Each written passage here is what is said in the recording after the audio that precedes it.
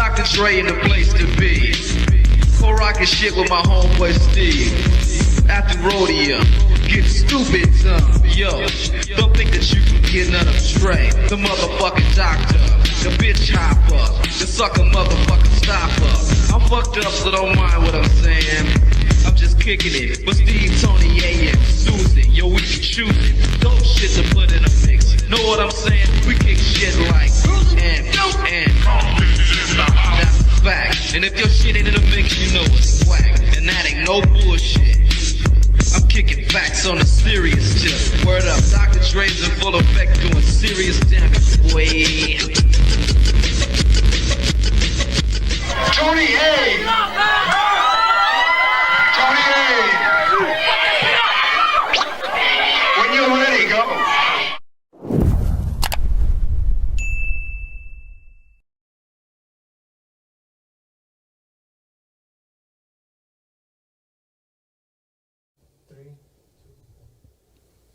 Welcome back, everybody, to Roadium Radio, episode 161. And I want to thank everybody who tuned in.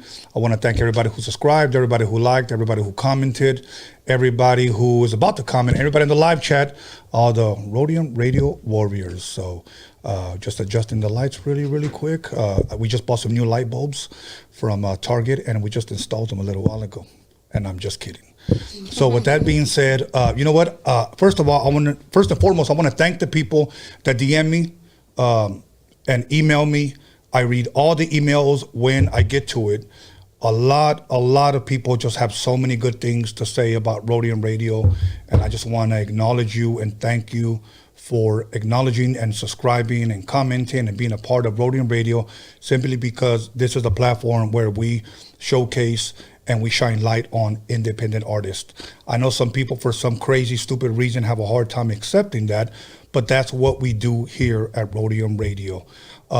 With that, some people are still asking me, can we still submit music? Yes, it's always gonna be yes, all the time. Submit your music, your videos, and a short bio to roadiumradio@gmail.com.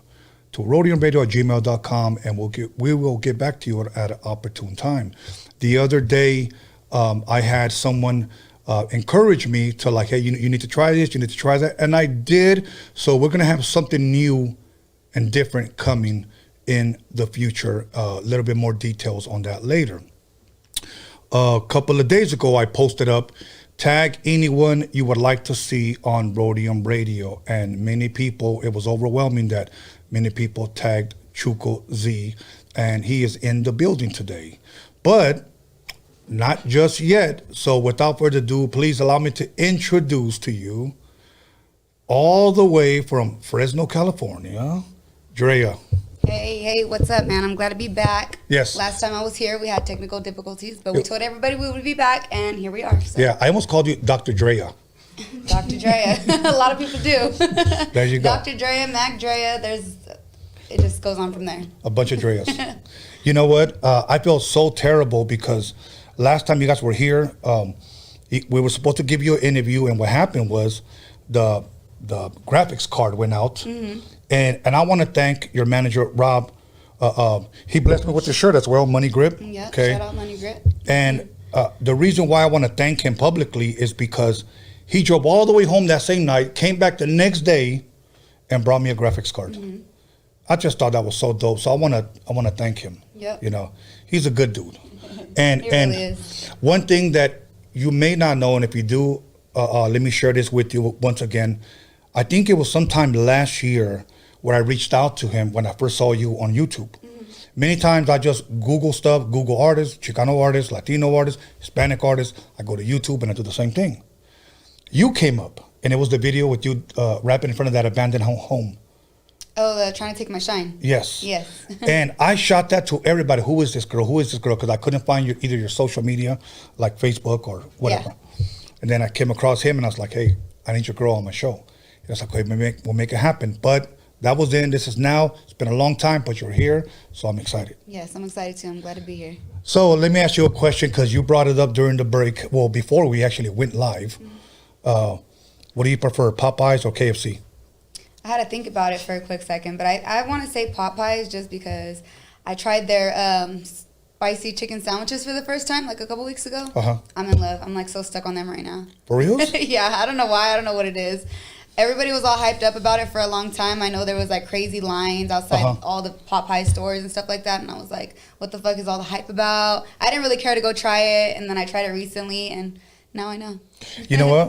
I think it was Snoop Dogg. He posted up a picture of some kid that he looked like he was turning into a fucking alien. And then he said, everybody 6 months later after eating a Popeye chicken sandwich. Oh my gosh. But I brought that up because you brought that up. What do you prefer, KFC? Okay, now let me ask you this. What do you prefer, McDonald's or Jack in the Box?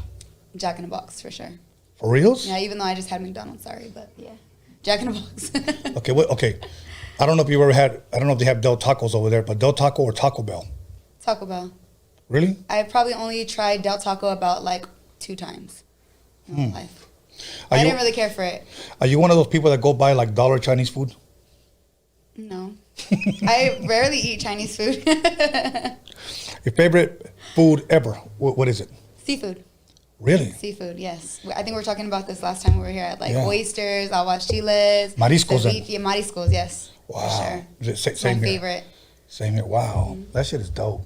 You know, there's a guy that I get all the time when he, whenever I have like when I had B-Real here. Oh, you were here. Yeah, I was here. And we had the ceviche outside or whatever. But there's a guy that I get that day he couldn't make it, so I had to get a substitute.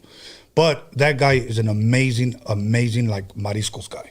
So I'll give you his info if you guys are ever out here. He sets up or whatever. But he's for sure. We're gonna have to to try me, his mariscos is on a whole different other level. Yeah. So, but now we were also chatting right before we went live, and I asked you, do you watch a lot of TV? And you said, not really, but lately. Yes.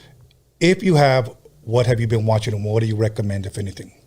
I've been watching a lot of like series lately. Like right now I'm stuck on the new Selena one. How was that? It's good. I like it. At first I didn't really think that I was going to find it too interesting just because I'm a big fan of the original movie, you know? Yeah. And I was like, this is not going to be the same, but I don't know. I got high, started watching it, and I was actually stuck watching it until like the 3rd episode.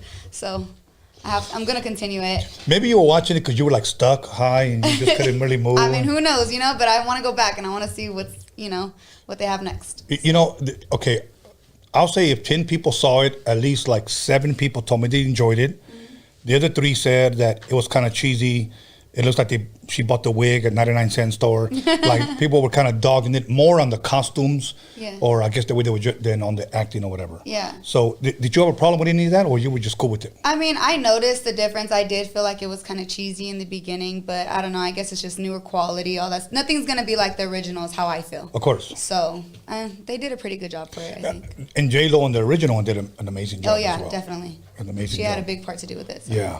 Now let me ask you this: other than those kind of movies, do you ever watch like documentaries or anything? I like love that? documentaries. Yeah, I like to watch like you know the serial killer documentaries and stuff like that. Like I'm a Killer and like just unsolved mysteries and things like that. I like to watch the ghost adventures. I'm like really into ghost hunters and all that stuff. Yeah. Like it interests me so. If you have any scary ass stories, well, I'd like to invite you to Freaky Tales because that's what we do. We have another paranormal podcast where all we do is talk about spooky ghost story type of shit. You know what I'm saying? But I usually tell people that I invite at least have about 5 or 6 stories to share. You know, but if you do, hit me up and we'll make that work. Yeah, for sure. Now there's one that I recommended already on the show, and people have watched it and thought it was dope. The Sons of Sam.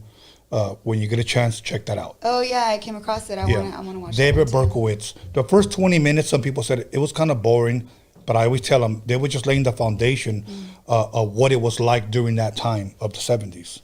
But this is the guy who supposedly received messages from a dog to go kill people. Oh, wow. Like from a dog. Yeah. So they actually interviewed the dog, and he was an atomic dog, not just a regular. No, I'm only playing. But yeah, this guy. So that was a good one, and then it's another one that's like a series. It's called The Serpent. The Serpent. When you get a chance, look at that one. I saw that one and I hated that bastard. So that means he did a good job. he did a good job. If you end up hating somebody in a series, that means he did a good job. Yeah. It's kind of like the Selena movie, her killer. Mm-hmm. I hated that damn bitch. Yeah, I think everybody did. In real life, I think I hate her too. So. Yeah. Now, she did a good fucking job. Yeah, she did. Yeah, she did. Yeah. Now, let me ask you, where originally are you from? I'm born and raised from Fresno. Born and raised. So you never like, hopped around and we lived over here at one point? Actually, I lived in Madera for about 4 years. After I turned like 17, 18. I was there for about 4 years, and then I was located back in Fresno, and I've been there ever since. Now, okay, I've been to Fresno once, but that was like early 90s, okay? What is Fresno like for those that possibly had never gone? Because we get people that from the East Coast that listen to this, and we also get people in Germany that listen to this podcast. So Fresno, what is Fresno like? I would say Fresno's a little bit of everything. A lot of city, city vibes and stuff like that. It has a lot of history behind it too. And then there's a lot of country areas as well. So it's like right in the middle, I would say. I like it. I can't complain.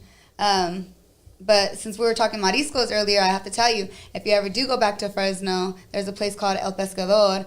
Best marisco spot ever. You have to try it. I tell everybody about that spot all the time. I brag about it. Like, I go there about probably like once a week. I'm not even lying. Like, that's how much I love seafood, and that spot is the bomb. El Pescador. El Pescador. You know what? I wonder if they're if you will, they're part of the franchise that's out here, because they have El Pescadors out here as well. Oh, really? Yeah. So I wonder if that's one of them or that's something different. I don't know. But if I ever go, I'll definitely check it, because I'm kind of in the mood for some mariscos right now. Yeah, for sure. I actually had a show one time when me and my guests were eating some aguachiles during the episode. So next time you come, we'll have some aguachiles and we'll hell yeah, it's gonna be a feast. So out there, what, if you don't mind me asking, what elementary, middle school, and high school did you attend? Honestly, growing up, I moved a lot. So I feel like I went to so many different schools. I probably went to, I want to say like 3 different elementary schools. I went to 2 different middle schools, but I was at Tehipity Middle School for a majority of my time. And then high school, I went to McLean High, and I was there for my freshman year, and then after that was homeschooled. So I went to a school called SOUL, School of Unlimited Learning. In downtown Fresno. So. Did you get a lot of trouble in school? I didn't. I just didn't go a lot. That's why. It's probably why. Me too. But no, actually, when I would go to school, I was like, I was really good at, getting my work done and paying attention in class. Like, I was a good schoolgirl, but I just didn't enjoy going. So. Right. No, same thing with me. I missed a lot of school. And like I said, I moved a lot, and then I felt like I had to grow up fairly quick, being in situations that I was in growing up. So school was just, like, not always in the picture for me. Okay. Now, play any sports growing up? Yeah, I played a bunch of sports growing up. Okay, like what? I played softball, basketball. I did color guard. I played soccer. I hated soccer. I only did it because my mom wanted me to. And she was jealous because I loved basketball, and that's my dad's favorite sport. I ended up loving basketball, and I didn't like soccer. And then, volleyball. I think that's about it. You said color guard? Color guard, yeah. What is that? So I would go to like tournaments and stuff, and we would go as a group, and it's like a dancing type of thing, but you dance with flags, and it's like gymnastics and all that kind of stuff. Yeah, I think I did that too in high school. I'm just playing. Oh, was I really? there was guys on the squad, so. No, I was playing volleyball and tennis. I'm just playing. So. But, did you play any sports? Yes, football. Football, okay. I love football. Yeah. And boxing, I did when I was younger, My brother used to train me, but that was a long time ago. Yeah. But now, let me ask you this. Oh, let me ask you a weird question. Do you like golf? I've been mini golfing. Yeah, I liked it. Okay, now, let me ask you this. Do you consider, because I asked this one guy this, and he said yes. Do you consider golfers athletes? No, I don't think so. See, at least you're honest. You got guys that like, I golf. I got athlete of the week. And I'm like, cálmate, güey. So, yeah, I don't. There's not much to it, It's like. Don't tell them that. It's like trying to tell a wrestling fan that wrestling is fake. Yeah. They don't want to fight you, Now that I'm asking you about wrestling, do you think wrestling's real? No. No, I don't. I mean, I don't know. I feel like certain things can be real about it. But some things I do feel are reenacted. Yeah, definitely. What about boxing? You're a boxing fan? No, not really. MMA, none of that? I'll watch it, because people are always like super big about it and throwing parties, and that's the only time I watch it. But I really don't care for it like that. Okay. Growing up, any musical instrument? Did you play any instruments at all? No, I didn't. I taught myself to play piano a little bit, but not in school or anything. But I think that'd probably be the best instrument that I'd be good at if I wanted to pursue in it. You come from a big family, a lot of brothers, sisters? I am the only child. That's I have it? no siblings, yes. But I do have a lot of I have a very big family, so I have like a lot of cousins, and I feel like they fulfilled those spots. So I don't need any brothers or sisters. And then I have like 10 personalities, so I don't think my mom would be able to handle it. You said you have like 10 personalities? Yeah. You got to give some of these rappers some, because some of these rappers don't have personalities. So you got to give them at least one. I don't know. I like having 10 personalities. Well, I'm hoping to gain more. Wow, hey, that's cool. Okay, now let me ask you this: not having brothers and sisters, do you ever feel like I wish I did? Yeah, I do, but I feel like I would rather have had them the same age, like around the same age as me. That way we could all grow up together and stuff. Because I look up to a lot of relationships that people have with their siblings and stuff. All being around the same age. But yeah, other than that, I was spoiled, so I couldn't complain. Okay, like my two daughters, they're 25. No, she's gonna be 26 and 24. Okay, so right now they're 25 and 24. Okay, they're like about a year and a half apart, and they're like best friends, like best friends. They fight, but they'll still hug each other to sleep. Yeah, you know what I'm saying? That's sister love. Yes, like best friends, and I always thought it was weird, but like in a good way, I guess. Like, wow, like that's crazy that you could consider your sister like your best friend, And they talk to each other on the phone like 24/7, wake each other up in the morning. It's just crazy. Like I guess growing up with with brothers, I always got into boxing matches with those bastards. Yeah. So that's why I asked, because I think it'll be odd to be like the only one. But hey, if you enjoy it, then that's dope. Like I said, I feel like I have a lot of cousins, so they all fulfill the spot of sisters or brothers, and they're all there for me as much as I need them to be. So that's okay. Good. Here's another question that I pretty much already know the answer, but I need to ask you anyways, because I think this helps me understand this younger generation. Do you listen to radio still? Yeah, I do when I have to. Okay, what do you mean by have to? Like when when my phone's dead or don't have anything else to play, I listen to the radio. Okay, any artists out there right now that are on the radio that you like?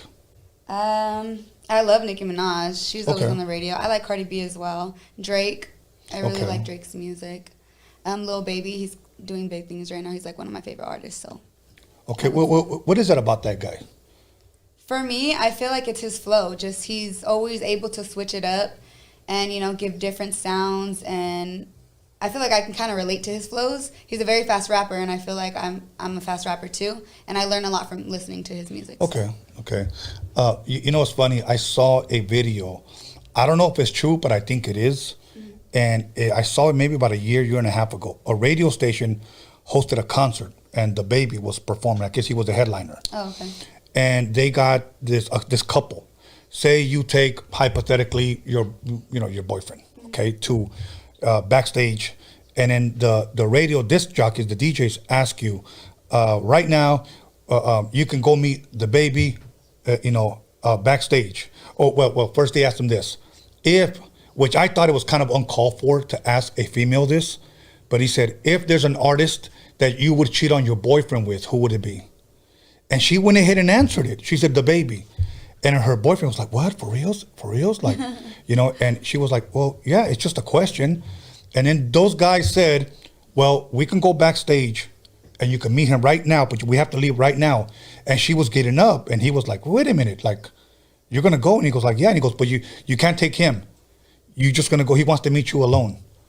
And she took off. Oh my gosh. Like, first of all, here's what I always tell people, because when people say, oh, my girl cheated on me, bro, if she could be taken from you, she was never yours to begin with. Mm-hmm. And for her to jump like that, like a groupie, and just say, well, I'm going to go ahead and go, I don't care what you say, I think they did you a favor, you know. So, but The situation speaks for itself. yes, yes. And the crazy part is that, you know, she said the baby. So when I asked you, you know, what was it about him, you know, and you said, you know, I guess his flow, his style, or whatever. Yeah. So you mentioned Drake, Nicki Minaj, Cardi B, anybody else out there that you think is dope? Like, do you like people like Kendrick Lamar or is it Jay? What's the other guy's name? Cole. J. Cole, right? Yeah, J. Cole. Yeah, I used to listen to his music a lot. I don't feel like he has anything recent right now. Well, not that I've heard. But I would listen to him a lot. Okay. What about like the Little Pumps and the Tekashis? Do you dig them? Little Pump, I don't really listen to his music. I probably have a couple times, but I don't know. I'm not sure. Tekashi, I like his music. Yeah? I do. Okay, now, knowing what he did, knowing that he snitched or he ratted or whatever, does that ever change your mind about listening to his music? Not at all, no. Because I feel like, I mean, I don't know, whatever he does is what he does, and whatever situations he has in the streets or in his background, that's on him. But coming from me, I think it's all about the music, and I feel like he can do it. He can make a good song, you know, and it's not, I mean, I really don't care on who he snitched on, and, you know, I don't care about any of that. It's about the music for me. Right, so. it's about the music for you. Okay. Yeah. Now, are you a fan at all of Chicano rap? I'm a fan, but I don't really listen to it as heavy as a lot of other people do. Okay. Now, out in Fresno, is there a lot of Chicano rappers? Not that I can say it right now. No, not that I know of. Okay. I know you got one guy out there that I think is pretty dope, and we talked about it, MC Wicks. Oh, yeah, for sure. He's doing his thing. Yeah. I liked one day that I don't know if it's a shirt or a slogan that he made up with, and it said, hip-hop's not dead, but it lives in Fresno. Yeah. And I like that. I saw his video not too long ago. He had a crown. Have you ever met him? I think I've had a couple shows with him before, yeah. Oh, okay. Yeah. Okay.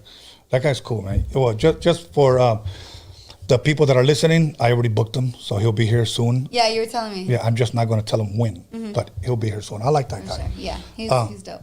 Now, so you're not so much of a fan of, or you don't listen to a lot of Chicano rap? Yeah, pretty no. much. Okay, and why is that? I don't know. I mean, I listen to so many different genres of music, from like country to, you know, Spanish, R&B, so many different genres of music. I feel like if it's a good song, it's a good song. Personally, I don't feel like any like Chicano music really catches my attention that way. I'm not a fluent Spanish speaker either, so I feel like that plays a big part as well. Right. But yeah. Okay, so you just pretty much don't stick to one genre; you listen to it all. Oh yeah, all the time. Okay, now let me ask you this: around what age would you say, or did you start rapping? Like, who inspired you? Who motivated you?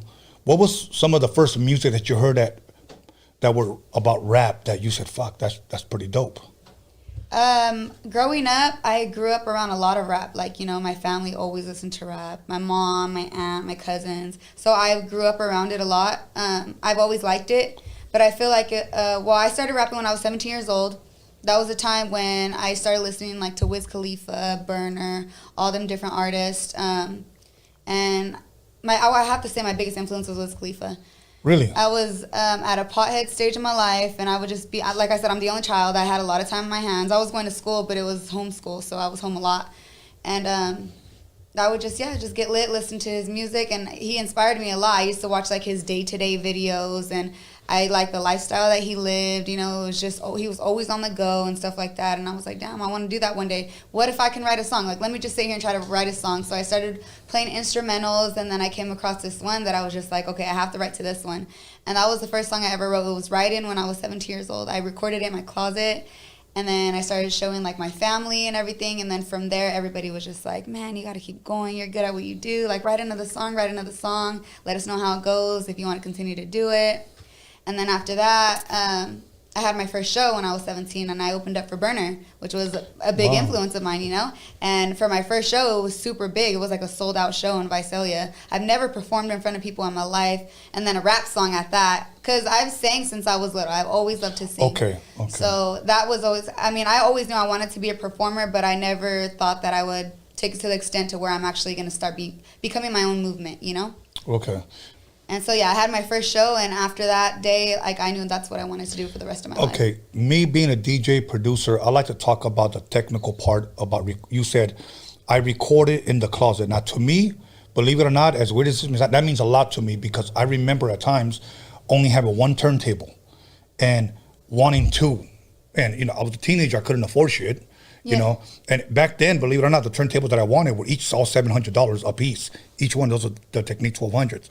I settled for a $100 mixer from a place we used to call back in the days called Radio Shack, okay?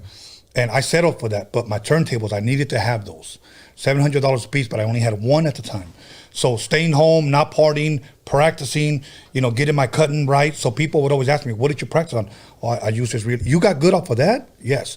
So I said that, I gave you that example to say, what did you record on when you recorded yourself in the closet? Actually, when I first recorded it, my cousin recorded me on her phone, and I did like a one take recording, and I got it down. After that, that's when we started like showing people off of her phone. Right. And then we ran into a couple of friends one day, and they were like, man, that shit sounds tight. Like, I have a I don't even know like what kind of microphone it was or anything. Right. He just came over to my house, brought his microphone stand, his computer, his laptop. Right. And then he was like, you could just do it in your closet, like just record it. And then we broke it down into little pieces, and that's how it got done. Did you know at the time about like bars?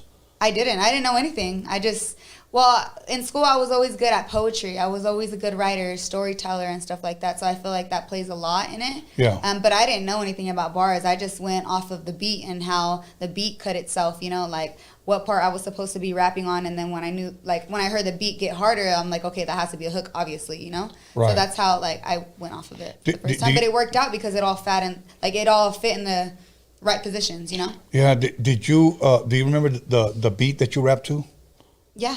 It's actually on YouTube still, like till this day. Oh, no shit. I was 17 years old, in that video. And that was the first video I ever dropped, first song I ever wrote, and first song I ever performed.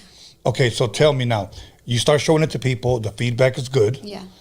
How did you end up getting that show opening up for Burner at this event in Visalia? It was actually the friend of mine that helped me record the song. He had a little bit more knowledge on doing things like that because he's an artist himself. So he had like shows prior to that. And he came across that one, and he knew that Burner was a big influence on me at that time. So he was able to like get me on there. I don't even know how he did it, honestly. I think he knew the promoter or the person, you know, that threw it and stuff, and he was able to get me in there. So now, you're getting ready to go on. Do you remember how much time they gave you? I think I performed like 3 songs, I want to say. Okay, that's usually between 5 to 10 minutes? Yeah. Okay, because, you know, okay, like when we performed, well, when I performed, we're talking about 1990, 91, it was always 20 minutes to 30 minutes. Okay. You know, today when I hear a rapper say, oh yeah, I'm opening up for so-and-so, how much time they give you? They give me 5 minutes.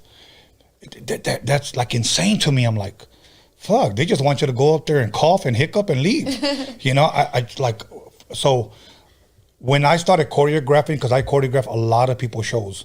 For an example, let's say you told me, they gave me 5 minutes. Here's what we're gonna do. We're gonna do a verse and a chorus, verse and a chorus, verse and a chorus. That's 3 songs, okay? Now, if you have a hit out right now on the radio, you're gonna do that full song at the very end. So do a verse and a chorus, and then the full song. We'll try to knock that out within 5 to 6 minutes. If we go over a minute, oh well. And that's how we do it. Less is more sometimes. You want people to want you back or to say, man, she was too short, instead of saying, she fucking bored me. Mm-hmm. You know what I'm saying? Because there's a lot of people that do that. Yeah. So now you're up on stage, they hand you the mic and they say, go. Do you get nervous? I was super nervous. I didn't even know what to say. I was just like, start playing the music and I'm just going to go. You know, I don't know what to tell these people. And so that's what I did. They started playing the music and I just went, and everybody loved me. Like, I won't ever forget that feeling that I had when I was on stage and the love that they showed to me, you know, like being so young and everything. There was so many other openers that were better than me or had more experience, and it was my first show, and I feel like I killed it. I had a lot of support out there. All my family was out there. It was nice. Do you guys have that videotape at all or no? Yeah, we do. We were actually just talking about that earlier. My cousin, he recorded everything. He does he does videos for like weddings and birthday parties and stuff like that, so he was able to do that for me. Oh, wow, that's dope. Yeah. That's dope. Do you ever go back and look at it and like, fuck? You know what? I forgot about it until you told me that he came across it, and I was like, what the hell? It's still on there. I have to watch it tonight. Like when I get home, I'm gonna watch it. That's dope. I'm gonna feel all the emotions I felt that night again. So you did 3 songs. Yeah. Okay. Now, were they all songs that were already out, as far as beats that were already out, or were these original tracks? They were. From what you can remember. original tracks from what I can. Actually, the first one, the write-in one, I got off of YouTube. Okay. And then the other two, I believe my cousin produced those, if I'm not mistaken. Okay. Yeah. That's one thing that I'm learning about this generation, that they get a lot of beats from YouTube. Mm-hmm. Like, you know what's new to me? When people say, oh, I leased the beat. Yeah. You know, like, I never understood what that meant. And I had to ask people, like, what does it mean when you lease a beat? Because back then, the way it meant, like, the homie special back then was $2,500 for a beat. Mm-hmm. I mean, because we had to work in the studio. We didn't have laptops and stuff like that. Mm-hmm. We had to actually buy tape. This tape was only like 15 minutes long, so you could only fit 3 songs, tops, and it had to be under 4 minutes. Back then, radio would only play your song if it was at least 3 minutes or less than 3 minutes, nothing more. You know, like, they wouldn't play your song at all. And it had 3 verses, 3 hooks. Today, I noticed that songs got shorter, 2 verses, 2 hooks. Yeah. And then that's pretty much it. It's funny because I did that on my album. I did 2 verses, 2 hooks, and people complained that it was too short because the song was good, you know. And the only reason why we did it was a song called 2 at a Time. And for those of you that know this album, High C rapped the first verse, my boy KK from Second Ten rapped the second verse, and we were supposed to have DJ Quick rap the third verse. But he said, I'm not going to be able to make it. We had a deadline. We had to finish it and turn it in. So we just cut the beat after the second chorus, and we're like, okay, fuck it, it's over. Give us our money. And that's why we did it.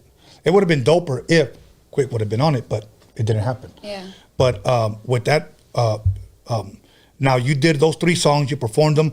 What happens next? Do you start performing soon after that again, or do you start recording again?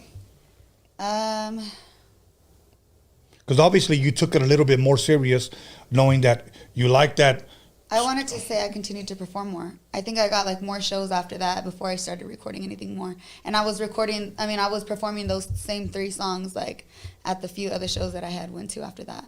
Okay. And then I started writing more and recording more. Last question before we go to break, okay? Let me ask you this. Is it hard for you to remember your lyrics when you're up on stage? I mean, sometimes I fuck up. I mean, anybody does. But no, I feel like I do a pretty good job at remembering my lyrics. You know what was one of the cheesiest things that I ever saw somebody do? And this was, I want to say late 2019. Obviously, COVID hit early 2020. There was a guy rapping on stage, looking at his cell phone the whole time. So I thought, maybe that's a new song. Maybe he doesn't know the lyrics. I still wouldn't, if I was his manager, I still would not have let him do that. But he did 3 songs after that, and he just kept looking at his phone. And I'm like, okay, look, I don't knock his hustle, but that is some cheesy shit. Yeah.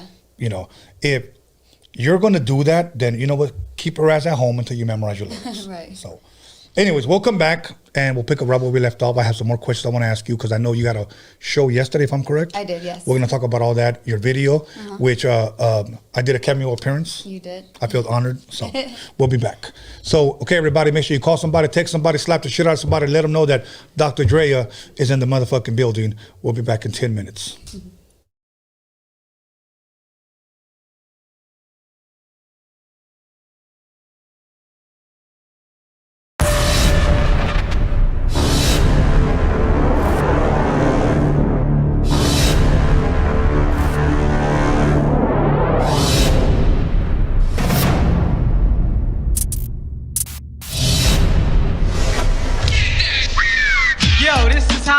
Tony A, chillin' at the Roadium with my homeboy Steve.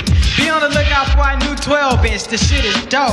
Yo, I like to say what's up to my homeboy Drea, my homeboy Prince of Jazz, and the girls with the big ol' ass. So Trip, I'm about to bust one more time to let y'all niggas know just what's on my mind.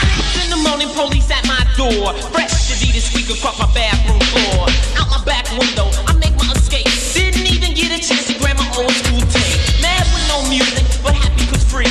And the street to a player is the place to be. Got a knot in my pocket weighing at least $1 grand.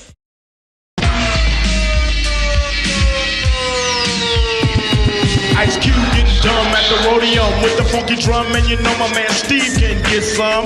With a fool like Tony A when he plays stupid dope shit by WA. You wanna spray? Dumb motherfuckers, no doubt. And sucker DJ, get the fuck out. Tony A. What did you say your name was? What did you say your name? Tony A. I have won 1 million battles. Lights, cameras, action, sound. Give me that mic, I'm about to go down. Thinking of a master plan.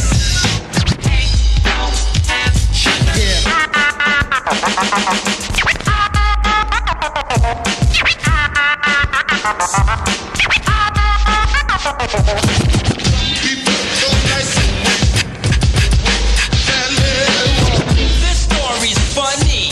I met this girl and she had money.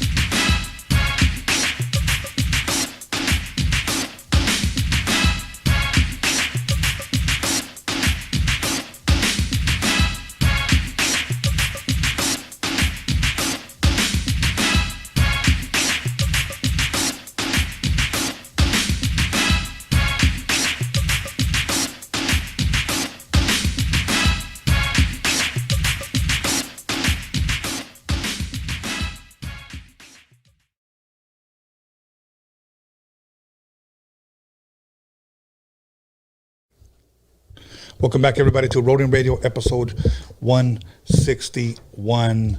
And we're just going to go ahead and jump right back into it with Dr. Drea. How you doing? I'm great. How are you? Good, good. You know what? Somebody asked on the live chat, what do you prefer, pozole or menudo? Dang, that's a hard one. How are they going to do me like that? Huh.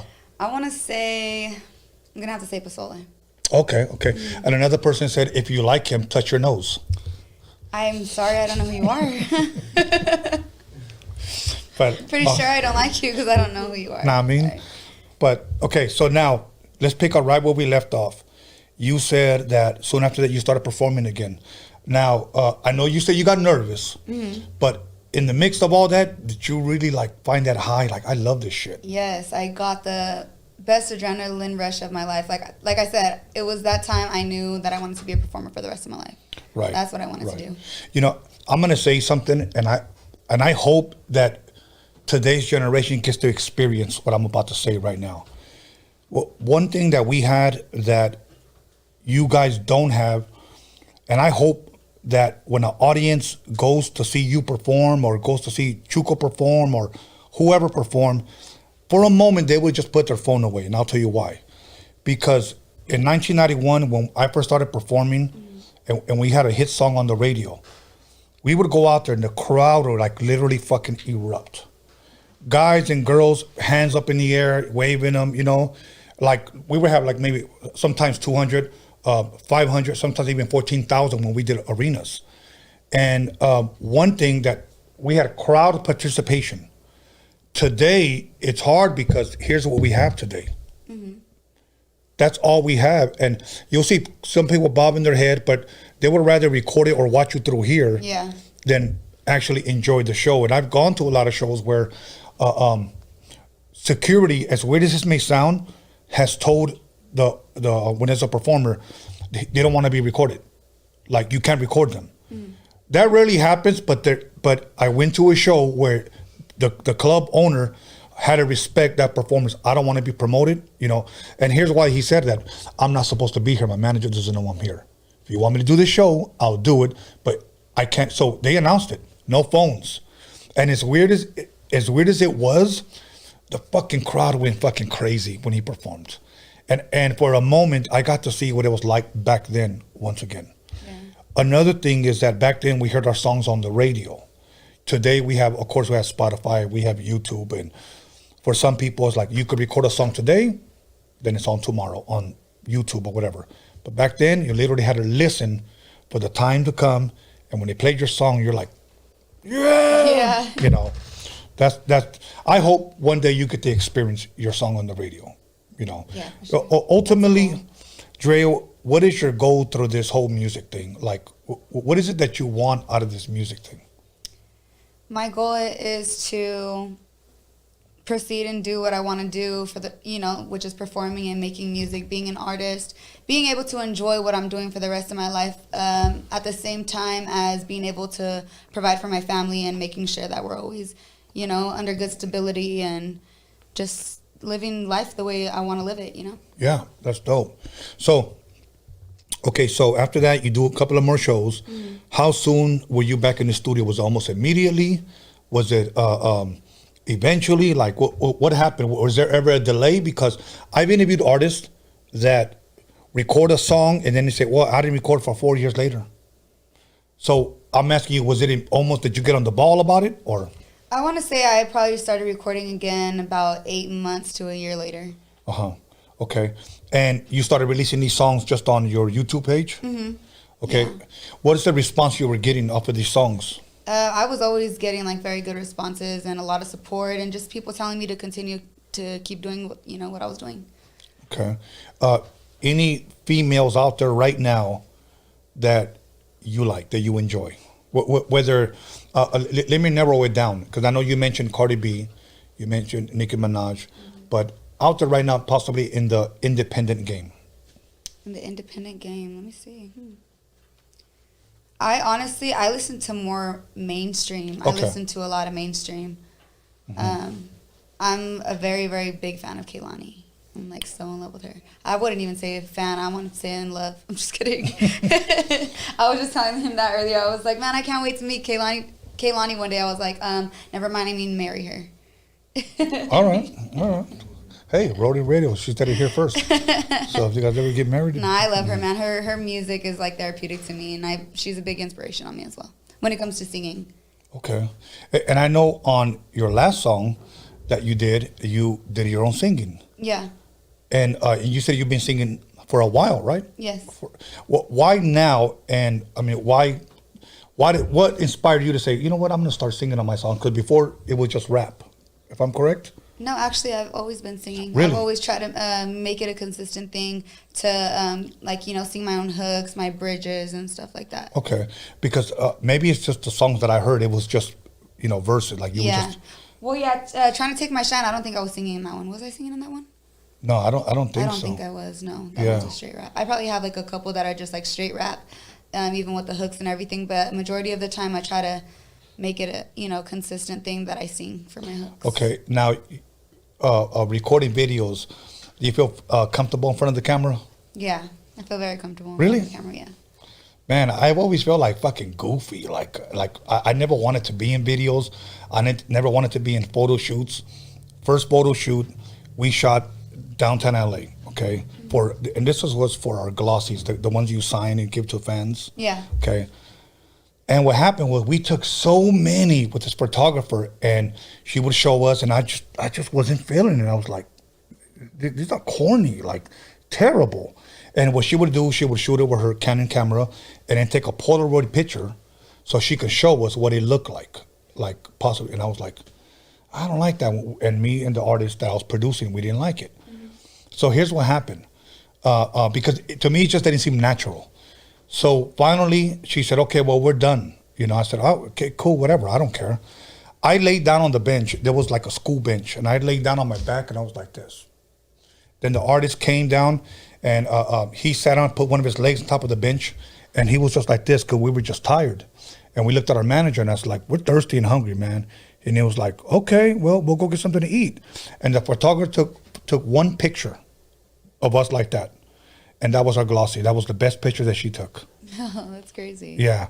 I mean, we liked it better because it was natural. Yeah, that's dope, though. But when we were trying to, like, pose for pictures, I wasn't feeling comfortable, and I think that's why we didn't like any of them. Yeah. So that's why I asked, you know, if you feel comfortable taking pictures and being in front of the camera when it comes to videos. I feel like I'm way better at, you know, being in front of the camera when it comes to shooting videos. I'm, like, very good with the camera when it comes to videos, but pictures, I don't like to take pictures. Or, like, you know, photo shoots and stuff like that. I don't know why. I feel like I'm, like what you were saying, it's awkward when you're trying. It doesn't look too natural. But when it's a video, I feel like I can work the camera easily without, you know, having to look a certain way or posing or anything like that. Okay. But, yeah, pictures are a challenge. So, like, how many videos would you say that you have out right now that the fans can look up? I want to say I have maybe, like, 15 to 18. Okay. I think. Now, once again, I like to ask a lot of questions. As if I don't know anything about you, I did my homework on you, but I want you to let the fans know. Singles, how many songs do you have out there right now? Total, about the same as the videos? Yeah, about the same as the videos, I would say. Okay, so you do a lot of visuals for your songs, correct? I try to, yeah. Like every time I drop a new song, I want to always try to make sure that I have a visual for it. And that's very, very important because, now, let me ask you this. The reason why I say it's very important because one thing that I was told many years ago is I always would try to get in a video shoot. When people used to ask me to go to a video shoot, I always used to go. My manager used to always say, get your face in there. Get your face in there. It's important for people to recognize you. Now that I do the podcasting, at least once every day, I get somebody that recognizes me. Whether I go to Target, whether I go to a burger spot, whether I go to the gym or whatever. Yeah. Hey, you're the guy, they always say, rodeo radio, huh? And I'm like, it's not a rodeo, homie. Roadium radio. Do you get fans out there that recognize you off of your visuals? I do. And you know what? It's crazy that you asked that because lately, these past couple of months, I've been getting a lot of people that are recognizing me in different places. Really? Yeah, it's crazy. It's trippy, but it feels good, you know? Yeah. It's a lot of motivation to me, and it just keeps me focused and lets me know to keep going. I'm doing something right. Well, yes. What's one of the oddest, if any, awkward moments meeting a fan? Do you have anything like that you can share with us? Like, it was just weird, it was awkward the way this person walked up to me or said something. Anything like that happened yet? Not that I can remember right now, but I do have, like, a few people on social media that are weirdos and, like, go and find me on all kinds of different social media platforms. And sometimes I have to block them because of the things that they tell me or, you know, try to show me. And they'll still, like, find me, make whole new accounts and, like, do weird shit like that and send me messages that don't even make sense. And it's crazy. That's probably, like, about that. I don't... Look, if you're one of those guys out there or girls out there that, like... Because they go both ways. that have to make up fake accounts every other fucking day just to message somebody, you got to really seek help. Yeah. Like there is something really wrong with your sick ass. Very. And believe me, I've had people that have done that to me. I blocked their ass. They'll come back. Hey, it was me. You blocked me. Yeah, for a fucking reason. Block. Hey, it's me again. Like seriously, I'm what the fuck? Like, did you not get the point the first time? I don't understand. Yeah, exactly. So, but now I had this one guy. I'll make this quick. Oh man, I hope he's not listening. I was at a restaurant with my son, and I posted up my food, and he showed up like 5 minutes later, and he showed up, and he's at the corner just staring at me, but he's staring at me almost like if he's flirting with me. I just thought it was weird, and I just told my son, "This is a fucking weirdo standing over there, just keep staring at me." And he finally walks up to me and he goes, "What's up?" And I was like, "What's up, man?" And he goes, "What's up?" And I was like, "I don't know, you keep staring at me." And he goes, "Well, I saw that you posted where you were at on social media, so I was around the corner and I just thought I'd come over here and check you out." That's what he said, and I was like, okay. I said, so what do you want? I just wanted to come see you. And I just said, okay, look, bro, me and my son are trying to enjoy our dinner, man. I'll talk to you later. I was just trying to be nice. Yeah. So he left, okay? Then when the bill came, it was already paid for. He paid for it. Oh, shit.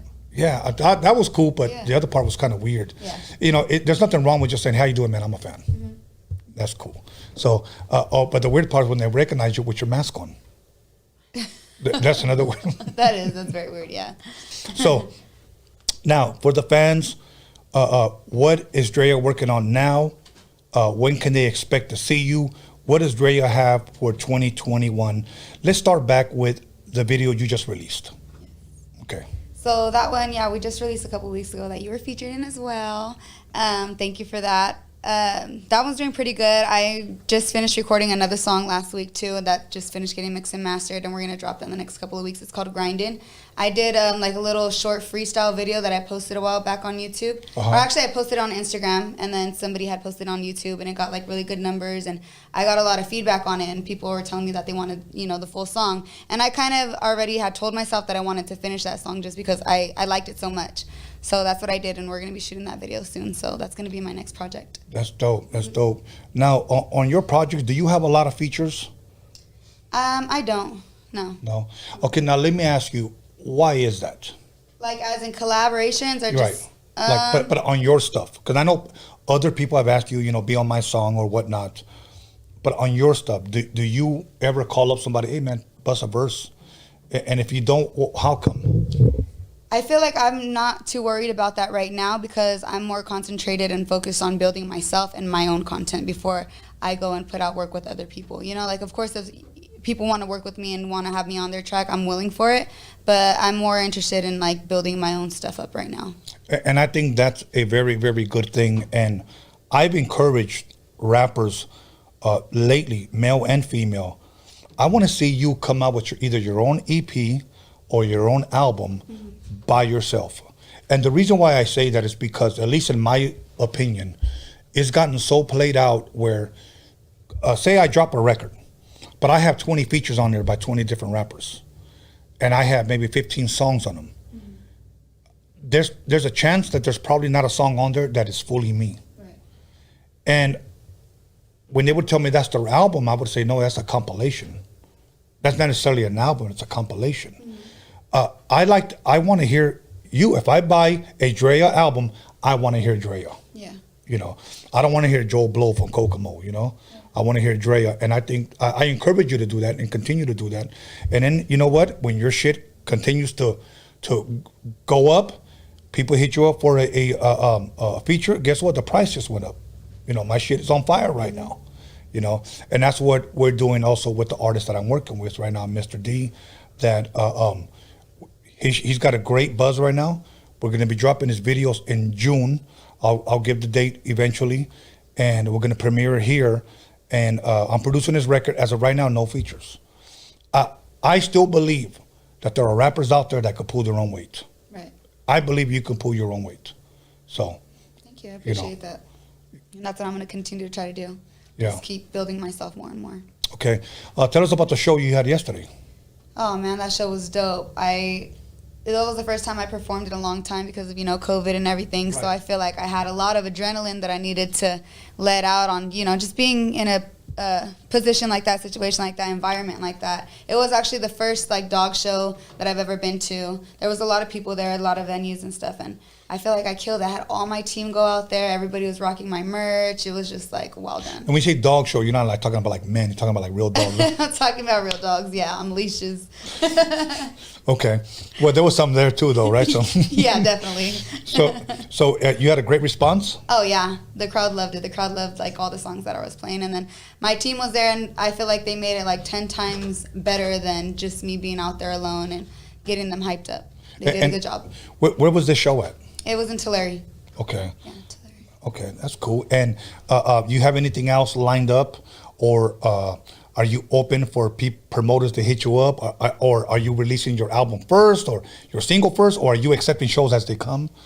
I feel like we're kind of just accepting shows as they come right now. I'm working more on singles rather than an album because, like I said, I want to get more visuals and more content out that way. Okay. And then once my numbers are where I want them to be, then that's when I'm going to start dropping albums. Okay. Do you feel that you've dropped your hottest song out yet, or do you feel that you feel every song is hot? I feel like every song that I drop, it just gets better and better, and I feel like I'm always going to be continuing to grow in my craft and learning, what more I can do with my sound and lyrics and just getting better in that way. Okay. Now, me listening to your stuff, I really, really liked it. It was funny because I think you met Bella and Erica, her manager. Yeah. And if they're listening, let me say this. When I came across your video, that one song, I showed it to them. They hadn't heard of you yet. And it was funny because Bella was really, really digging it. She was like, wow, she's good. She's gonna, yeah, I'm trying to get her on the show. And then the crazy thing is, like, I was talking to Rob, your manager. It didn't happen. Then Erica comes up to me and goes, hey, how come you never booked Drea? And I was like, I can't get a hold of her, Oh, she was just here not so long ago. And then that's when she kind of plugged us in. But I liked the way it worked out. It worked out perfect. Yeah. So now, let's talk about producers. Do you choose your producers? Do people submit beats? Does your manager produce? Like, who are these producers that you are working with? So right now, I've been getting a lot of my beats like online off of BeatStars and stuff like that. I do get producers that send me beats and everything, but I feel like I'm very picky when it comes to my beats. So I'll sit there for, a good amount of time and just listen to beats. And I feel like once that one hits, like, and I'm just like sitting there listening to it, and I'm like, this is the one. Like this, it just starts coming to me, and I start writing, and I feel like that's how I get my beats done. Okay, now I'm gonna ask you a question that some people don't like to be asked, but I already asked you, and you said I can ask you whatever. Mm-hmm. Do you write your own stuff? I do. Was it hard for you to write your own stuff? It can be. It's like, I want to say it's like an author writing a book. You're just sitting there and have to think of ideas and have to think of how you want to tell your story in a way. But like I said, I've always been good at poetry, so I'm pretty good at it. Okay. Now, I'm going to twist your arm right here and ask you a question. Out of all the songs you've done so far and you have out, mm-hmm. which one is your favorite, if you had to choose one? If I had to choose one, I'm going to have to say Swervin' 'Em. Swervin' 'Em. Swervin' 'Em, yeah. Okay, so you guys can look that up on YouTube? Yeah. Okay. Is that on all platforms as well? It's not yet. Okay. Now, I'm going to ask your manager really quick. Mm-hmm. What's your number one favorite song of hers? If you had to choose one. Backseat. Backseat? Everybody loves that one. Backseat's like the one for everybody. Okay. So you guys go check that out too. Now, Backseat, they can kind of fill in the blanks on what that's about? Or can you tell us what's it about? It's being turned up in the backseat and not getting a DUI. Oh, okay. Oh, you know what? I think I might have seen that one. Is that the one where you're like with some girls drinking? Yeah, outside? In the backseat. Yeah. Yeah. No, yeah, that's the one. It was shot at night, if I'm correct. Yeah. That's the one. Mm-hmm. Did you shoot that one? So does your manager shoot all your videos? He does. Okay, that'll work. He's dope at what he does. Do you like his work? I love it. I won't tell him He amazes me, man. He'll send me my shit back, and I'm like, how do you do this? We were just talking about that. We were having that conversation in the car. I'm like, it's crazy how you can just do all that and put it together. And so quick, too, you know? Yeah. And then just make it pop. If it doesn't matter if they're alive or deceased. If you had, I'll give you 3 artists that if you can collab with and do a song with, not necessarily all together, but like if I could do a song with this one and this one and this one, who would they be? Alive or deceased? I want to say for sure Nicki. Okay. Wiz Khalifa and A Boogie. A Boogie with the hoodie. Not the baby? I honestly don't really care for him. I mean, I like his music and stuff, but not really. It's not something that will fit your style, if you will? Okay. All right. Now, West Coast artists, your top 5 West Coast artists. For sure, Mac Dre. Okay, Mac Dre. Mac Dre. Let me see. That's hard, man. You're really twisting my arm because I can't even choose. There's just so many different artists. At least give me 2 more, at least. See, we're trying to get a picture of what you really dig in music, you know? Like like for an example, somebody said one time Spice One, and that shocked me, even though he's from the Bay Area, but I've never heard anybody on the show say Spice One. I usually ask people, what type of music did you grow up with? They'll say, well, my mom played, rancheras, my dad would play rock. Mm-hmm. One guy came in here, my dad raised me on sugar free. Yeah. So it always blows my mind, people's answers. So Mac Dre, give me at least 2 more. I would say Too Short. Okay. I grew up off of Too Short. Let me see. I don't know. It's a hard one. Okay. Now, in Fresno, I asked you, is there any other females coming up rapping that you know of? Not at the moment. No. No? So it's almost, is it fair enough to say that right now out of Fresno, when it pertains to women rapping, that you are the face of women rapping in Fresno? Yeah, I would say. Yeah? Yeah. And I think the other guy we talked about being would be Wix. Yeah. Wow. Mm-hmm. That's cool. That's cool. Well, I can't wait to interview him as well and ask him questions about you if he knows who you are. Yeah. You know, he'll be like, oh yeah, she wanted to date me a long time ago. No, we're definitely gonna have to get some work in, man. He's dope. He's doing his thing, so. Yeah, he is. He's a hustler. Now, let me ask you this: you've come to LA a lot, but do you ever want to move out of Fresno and move out here, or do you like where you live? I like where I live. I like LA too, but it's a very busy city. I don't like the traffic and stuff like that. I'm more of like a ranch type of person. Like I want to live on a ranch, with farm animals and stuff like that. Like not so near the city, but at the same time not so far. Okay. I guess you're used to it. That's why. See, to me, I'd want to commit suicide living out there in a ranch. I would be like, I can't be riding a horse and chasing chickens and smelling cow pee. I can't do that. I'd rather listen to the ghetto bird, like right now. Yeah. Because I know they're looking at, see, to me, that puts me to sleep. I can literally fall asleep to shit like that because that's what sirens and police cars, and all that shit. But now, so 2021, you got a new single dropping soon with the visual. And any EP dropping before the year is over? I'm going to work on it, yeah. I think so. I want to get an EP done. But like I said, I'm still building my content and making sure I have enough visuals out there. Okay. Now, you said that you get the majority of your beats online. Are you willing to accept beats from producers that are possibly listening right now and hit you up on a professional level and say, hey, listen, I got some beats I want to submit to you. Are you willing to? Oh, yeah, for sure. I'm always open to new beats and new producers and stuff like that. I want to, eventually collab with a producer that we can work together with full term and, make something happen that way. Okay. Other than that, anything I didn't ask you or anything you want to promote or anything you want to push, because we're coming to the end of our interview, go ahead and, I just want to give a shout out to Bella and Erica for giving me an opportunity to meet you, first of all, and, you giving me this opportunity to be here. Shout out Money Grip. We're out here putting our work in and doing what we can for the fans, and shout out to everybody that's listening right now. Follow me, Dreah559. About to drop new visuals, new music, all that good stuff. So. Okay, now this question is pretty much self-explanatory, and I probably already know the answer, but I have to ask, just for the public's sake, Drea, where does that name come from? Well, my full name's Andrea. Right. Yeah. Right. So I was just always called Drea growing up.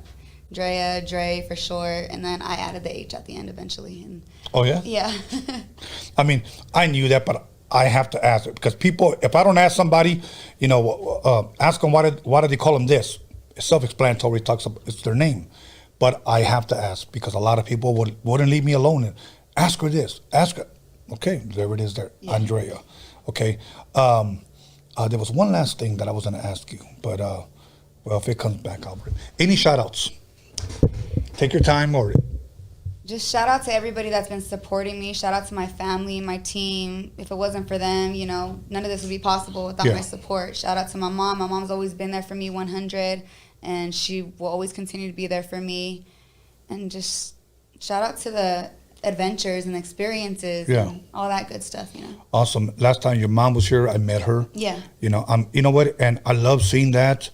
And also, let me mention your team, because without a good team, I'll be honest with you, it's almost impossible to win. Mm-hmm. You have to have a good team, people that not only see your vision, follow your vision, believe in the vision, on what direction Drea is going to be going. Yeah. So, you know what, whatever we can do here to help you promote or to reach that next level, we want to do it here at Roadium Radio. And first and foremost, we want to thank you for coming here and blessing us with the interview. It's been a long time coming. I'm glad we got in contact. You always have an open door here. I wish you nothing but the best. Only thing I ask you is that when you blow the hell up, come back and give us another interview.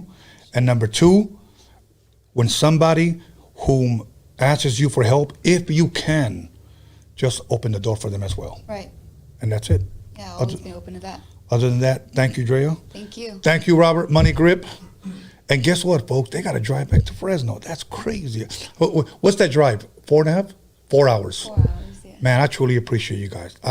And they showed up on time. It's you local bastards that always show up late. So, okay, everybody. You know what? I have to announce that ChucoZ just walked in the motherfucking building. Yes, so we'll be back. Everybody. So once again, call somebody, text somebody, slap the shit out of somebody, let them know that Dr. Drea is in the building. And we'll be back. 10 minutes.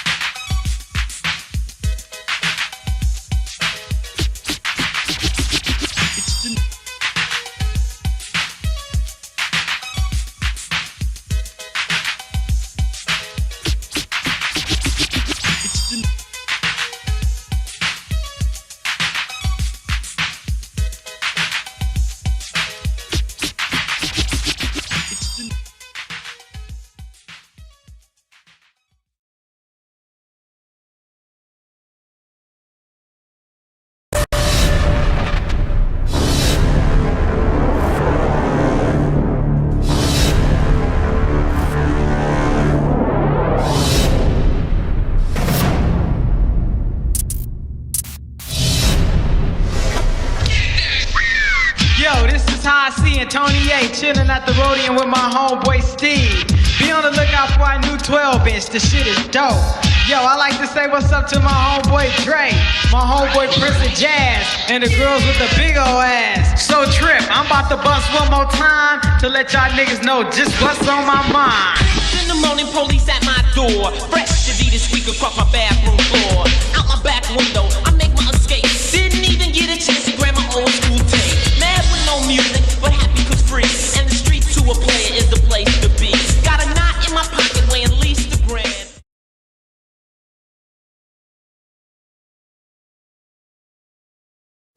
Welcome back, everybody, to Roadium Radio episode 161. And let me make this announcement. I just learned that this was a Roadium Radio exclusive, that Drea, this was her first interview. She didn't tell me that.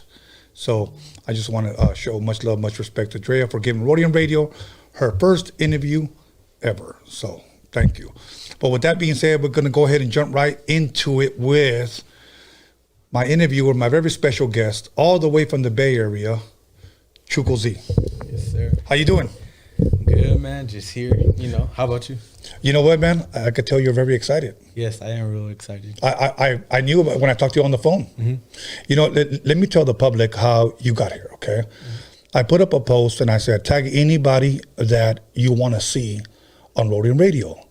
And the response was overwhelming. You got requested the most out of all those comments. I think there was like over 180, almost 200 comments. I didn't even know that. Yeah, and there was a lot of people, ChucoZ.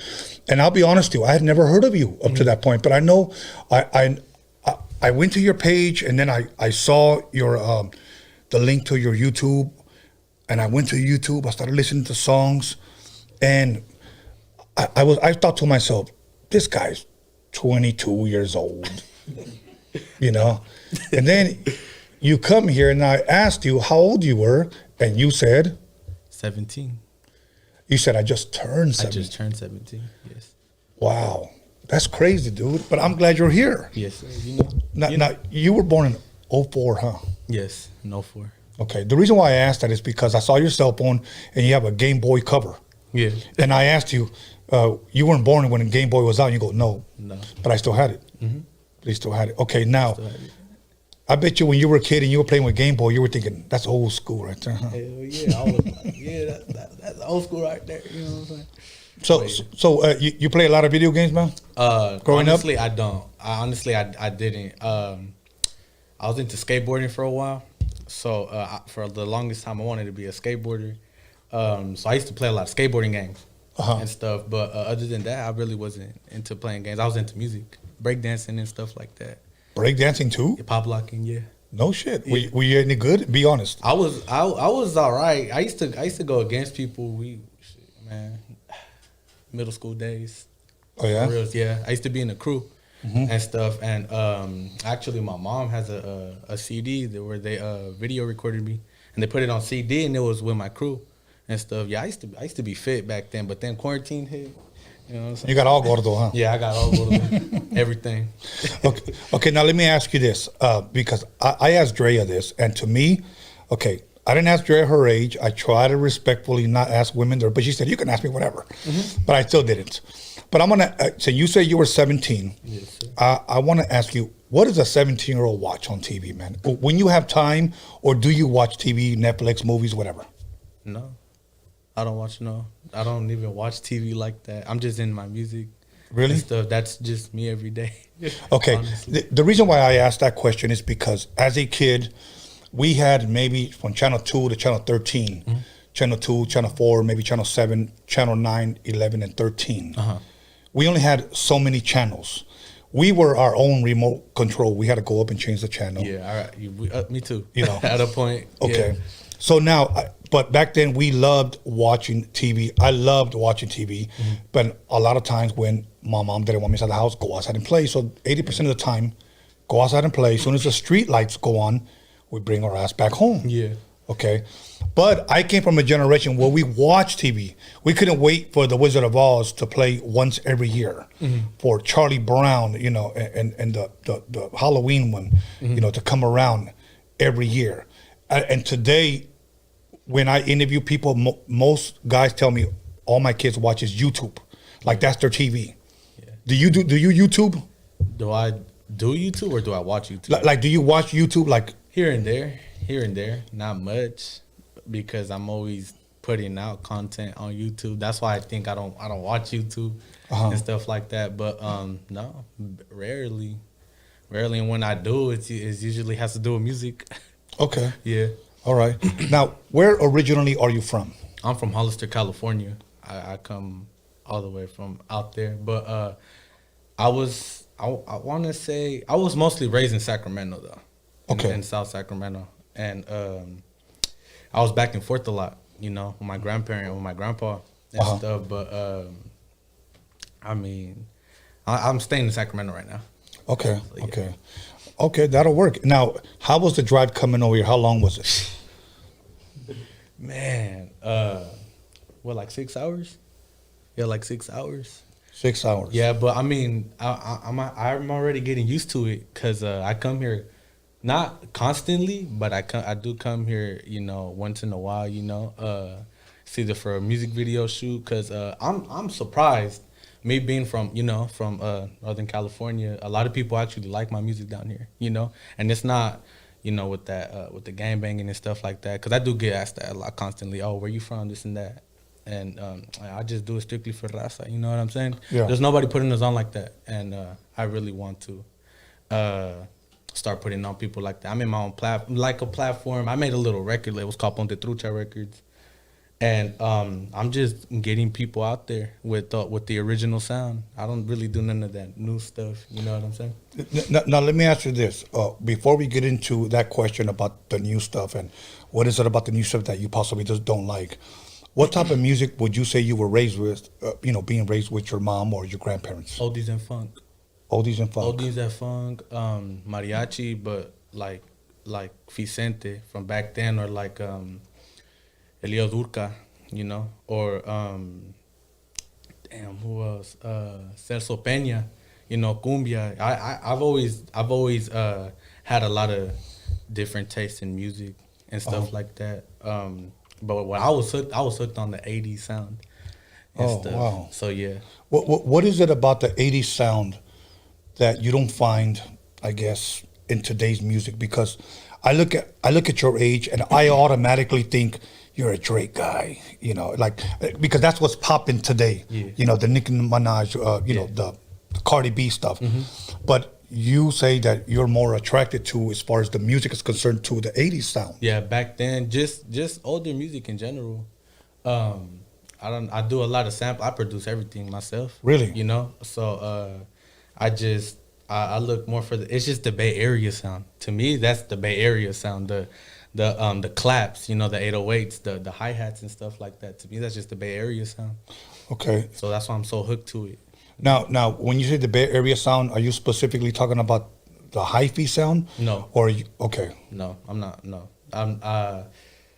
I'm familiar with it, but like I don't really do nothing. I'm more of a '90s, more of my.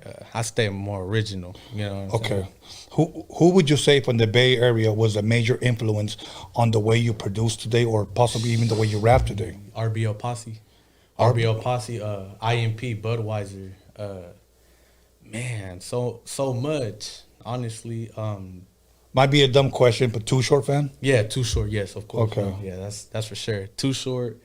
Damn, there's even people out from Sacramento back then in the 90s that the Bay Area, they influenced them. You know what I'm saying? Like SIBO or like X-Rated. To me, I feel like that's what it sounds like, the Bay Area sound. You know what I'm saying? So yeah, it has influenced very much in music culture, which is today now. Okay.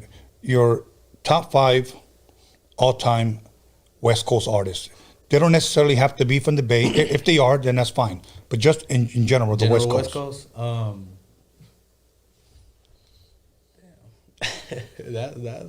they don't have to be. Honestly, West Coast. If we really want to take it back, I think like Dark Familia. To me, they started Chicano rap. They've been out since the 80s. You know what I'm saying? Okay, and say that a little bit closer to the mic so that Dark Familia. You know, like Sir Dino and them. You know, he actually was in an interview here twice. Yeah, twice. And to me, just that's kind of what basically started us off. You know, so that's one. The whole label.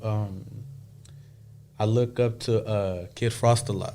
Okay. Kid Frost. There's so much to choose from. Budweiser from he's from Frisco.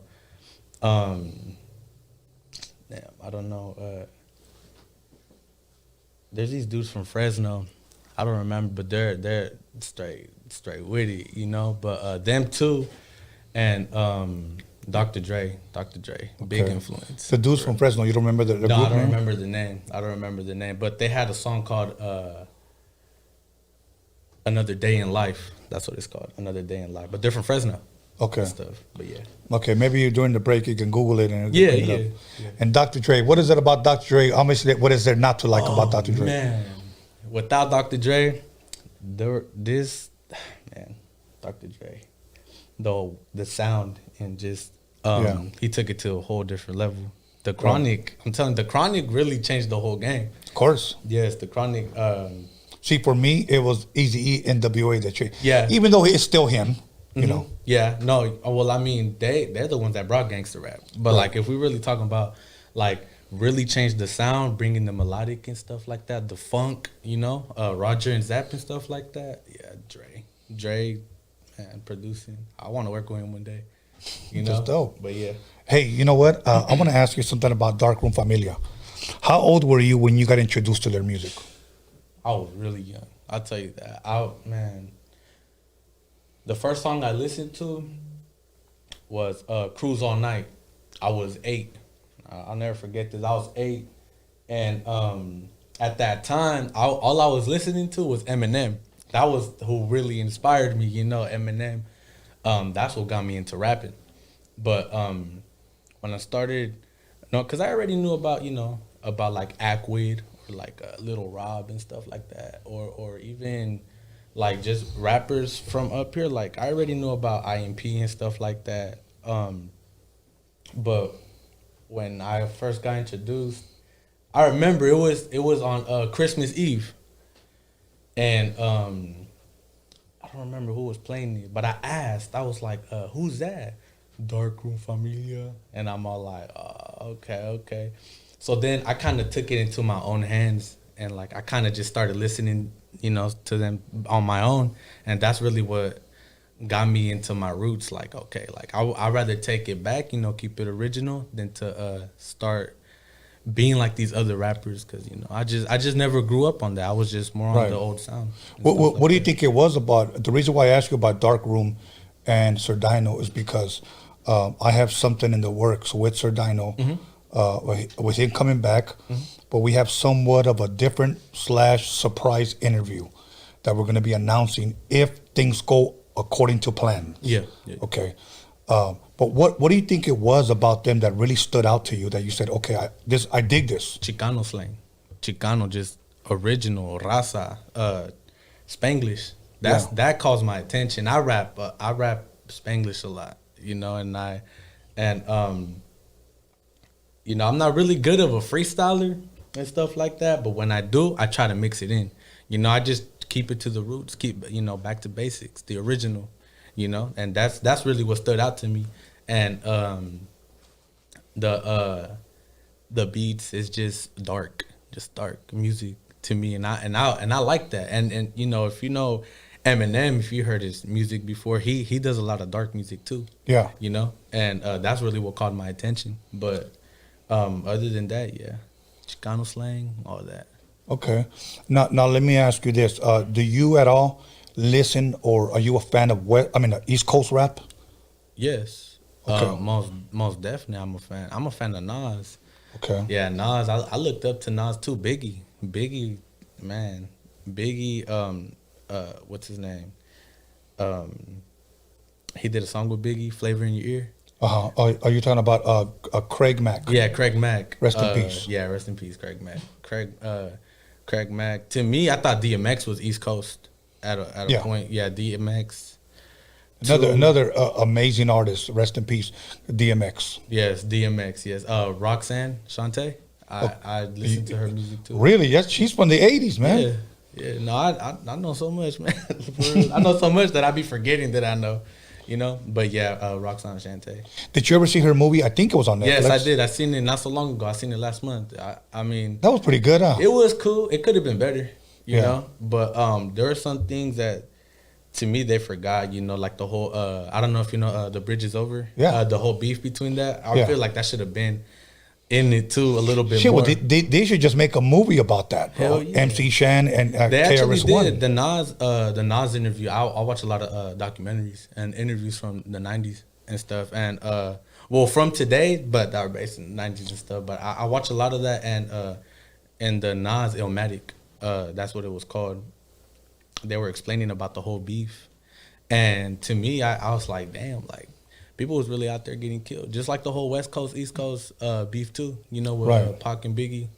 So yeah, there's a lot of that stuff still going on. You know, I'm gonna say this. I grew up on all East Coast rap because that's all that was out at that time. We're talking about that's 80s. what was popping. Right. Yeah.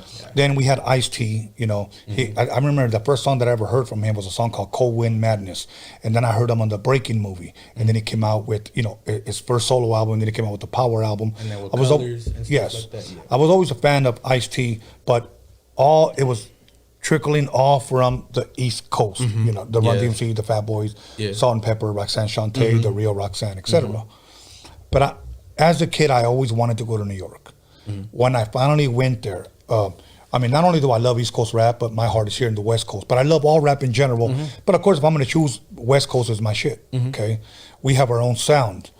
But one thing I always encourage people that truly love hip-hop, the culture. You know, when I say hip-hop, the culture is MCing, DJing, graffiti, dancing, or popping, breaking, whatever. If you love the culture, you need to go to New York. Yes. Because that's where it all started. Yeah, that's where it all started. Yeah, that's where it all started. And I actually do want to go to New York. I've always dreamed of just going there and stuff because I know, like I said, what I love doing, that's where it started, you know? Yeah. So, yeah, like you said, the sound is different. It's way different. It's more synth over here, more funk. More, you know, over there's more breaks. Yeah, you know, you're right. Stuff like that. What we call the boom bap. Yeah, the boom bap. Yeah, and for a minute I was stuck on boom bap. Since I was a little kid, I was really stuck. But I try to always mix it in with like the West Coast sound, you know. And that's a good formula right there. Yeah. I've always tried to just mix different things. That's just how it was. Rare music like nobody has ever heard of. You know what I'm saying? Like it could be music from like Africa or like Japan or just from back then. Right. And just sample. Music is a universal language. You know, it really is. You don't necessarily have to even understand sometimes the music. I mean, the lyrics at times because I know people from Mexico that used to bump our music out there. They didn't speak English. But they just loved it. You know. Now let me ask you this. Are you, probably a silly question, but I have to ask. Are you a fan of Chicano rap? Oh man, I'm in that category. Okay, yeah. I have to ask that because, believe it or not, I've sat here, talked to people, and they'll talk Chicano rap, and then I'll ask them, "Do you consider yourself a Chicano rapper?" And then they'll say, "No." Yeah. So I have to ask because I'm trying to find out. Well, usually the reason why people they think Chicano rap is gangbanging music. Okay. You know, and not knowing, you know, like that's not Chicano rap. Chicano rap is just, you know, keeping it to your roots. That's what I've always looked at it. And that was my next question. What is Chicano rap? And you just answered it. Yeah, keeping it to your roots. Just keeping it original. To me, honestly, you can't mix Chicano rap with music from today. That's not Chicano rap. To me, that's just no. But when I think of Chicano rap, I think of Darkroom or like Kid Frost or from Sacramento, Brown Committee, Ruthless. There's so many Private Party. You know, I know a lot of Chicano rappers and they don't gangbang, but that when you hear Chicano rap, they think gangbang because, you know, Brown Side and stuff like that. Or like you come to Northern California, you think Woody and stuff like that. And that's really what kind of made Chicano rap fall. You know, the gangbanging scene and stuff like that. Because you know, it's a touchy topic. You know, to speak about and stuff. It is. But I focus more on the unity side, and I think we should keep it like that, because we keep knocking each other down and we're not going nowhere. You know, Right. so that's why I try to create this, you know, platform for, you know, all of us could get on. And it don't gotta always be about gangbanging. You know? Right. See, and I've had people, I like to ask this question because I always find out different answers. People have their own opinions. Some people will say Chicano rap is gangbanging music. You know, they'll say the total opposite. And I like to hear both, especially since I'm filming the Chicano rap documentary. I like to hear both point of views. Some people say, yes, it is. Some people will say no. Okay. So now let me ask you this, and I know you already named some groups, and I'm glad you're schooling us on some of those groups, because I'm sure some of these listeners have probably never heard of some of those artists, or probably have, and you're just kind of giving these people a little bit exposure of who they should listen to, like what you just said from Sacramento? Yes. Private Party, Brown Committee Roof? Yes. Yeah. Okay, now let me ask you this. If I had to ask you to name your top 5, it doesn't matter from what era. It could be from today or from when Chicano rap started. Your top 5 Chicano rappers. and they don't have to be in a row like this is my number 1. Just give me 5. Man, that's hard. I ain't gonna lie. That's hard. I've never been asked that, actually. Well, pretend I'm writing an article for the LA Times, and I say, you know, this is, you know, ChucoZ's top 5 Chicano rap artists. And I have to write 5, so you got to give me 5. First and foremost, Darkroom. Okay, first that and will foremost. forever be on top to me. They are what started this. They're what started us. There's just different time areas, you know, different areas, you know, you know. But them, they go Kid Frost for sure. Okay. He changed the scene. SPM. I love SPM. Personally, I like SPM, you know, free SPM though, you know what I'm saying? But, Okay. Now, you know, by you saying that, you have people on one side? Yes, I already know. Okay. I already know. I already know how it is. I know how it be. I've already been in this conversation many times, you know? But, SPM, 3rd. 4th. My group, actually, my record label, they're all my favorite. Everybody's so unique in what they do, you know. Shout out to Ponte Trucha, you know what I'm saying? Okay, so that's 4. Yeah, that's 4. And last but not least, man, that's hard, man. I ain't gonna Are you a fan of Proper Dos? Yes. Oh, I love Proper Dos. Yeah, Mexiclan and all them. Yeah, Proper Dos. Actually, they go on my 5th. Proper Dos. Okay, 5th. All right. Yeah. That'll work. Now, some people have asked me this question. Well, I'm sorry. I have asked people this question, and this is what the public say. I've asked people, who do you think is the face of Chicano rap? And I'll tell you. Now, when I say the face of, so if I were to say, when you think of boxing, who's the first boxer that pops into your mind? Canelo. Okay, Canelo. Okay, when I say baseball, who is the first person that pops into your mind? Babe Ruth. See, that's the same thing with me. Yeah. If I would say basketball, you will either most likely say Michael Jordan or Kobe. Yeah.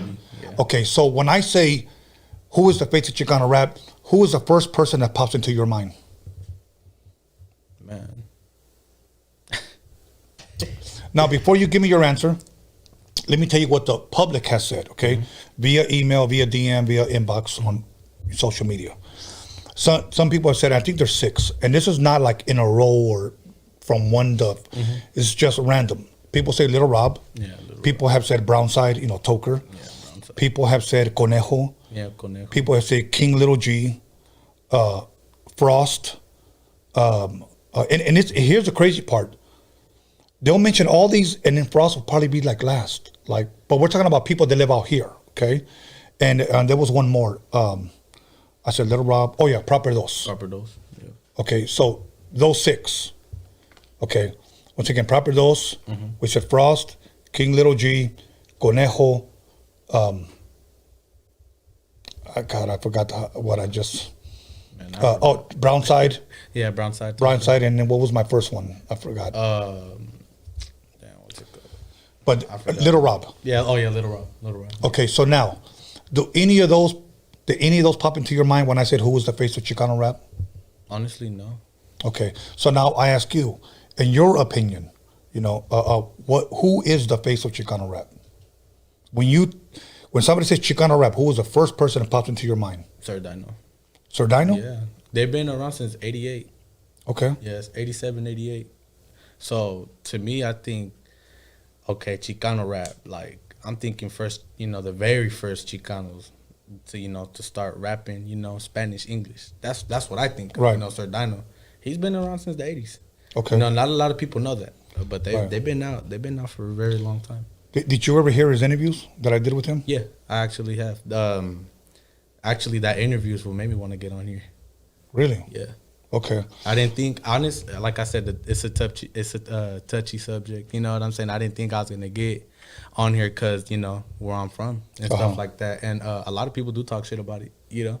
And I try to not pay no mind to it, you know, but it's there. Now, I want to say this for the fans' sake. Did you reach out to me or did I reach out to you? You reached out to me. Yes, exactly. Yeah. Exactly. To me, I try to put all that shit aside. Mm-hmm. To me, you're Raza. I don't care where you live. Mm-hmm. You're an artist, and I want to promote you as an artist. Yes, sir. And that's where we're at. And that's how it should be. Exactly. That's how it should be. Now, have you ever met Sir Dino? Have I ever met? No.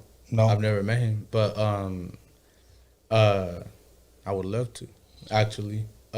Just, you know, a run through of back then, you know, have like a sit down. I would love to with the whole record label, actually, you know, because they all came up with him too, right? You know, and they really did change the game, you know, which is Chicano rap up there now, right? You know, but it's mostly everybody trying to switch styles and stuff. But I've always kept it original, so yeah. Okay. Now, are you a fan? And I know you somewhat mentioned this. Are you a fan of today's music? That stuff that either it's on the radio or this whole trap thing? Honestly, no. I've never been, and I don't think I ever will. What do you think about it? Well, what is it about it that you don't care about, you know? Like, what is it? Speaking the same stuff. Saying, you know, popping pills.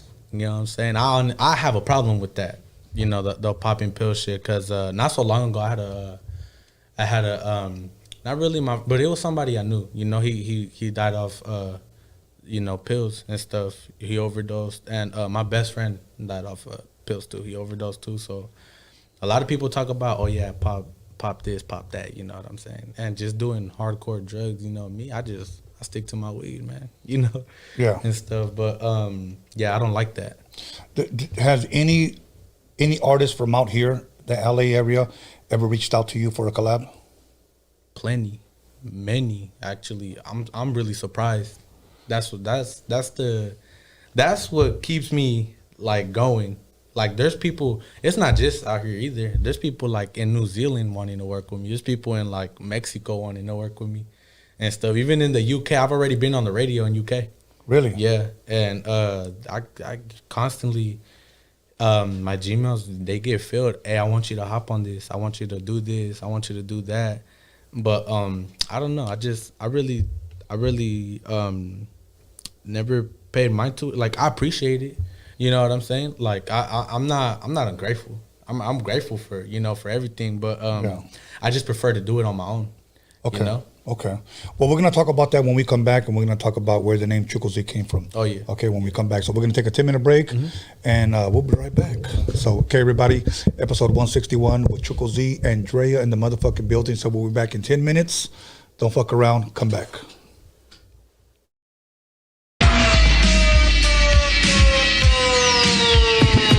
Ice Cube getting dumb at the Roadium with the funky drum, and you know my man Steve can get some. With a fool like Tony A when he plays stupid dope shit by WA. You wanna spray? Dumb motherfuckers, no doubt. And sucker DJ, get the fuck out. Tony A. What did you say your name was? What did you say? Tony A. I have won 1 million battles. Life. thinking of a master plan.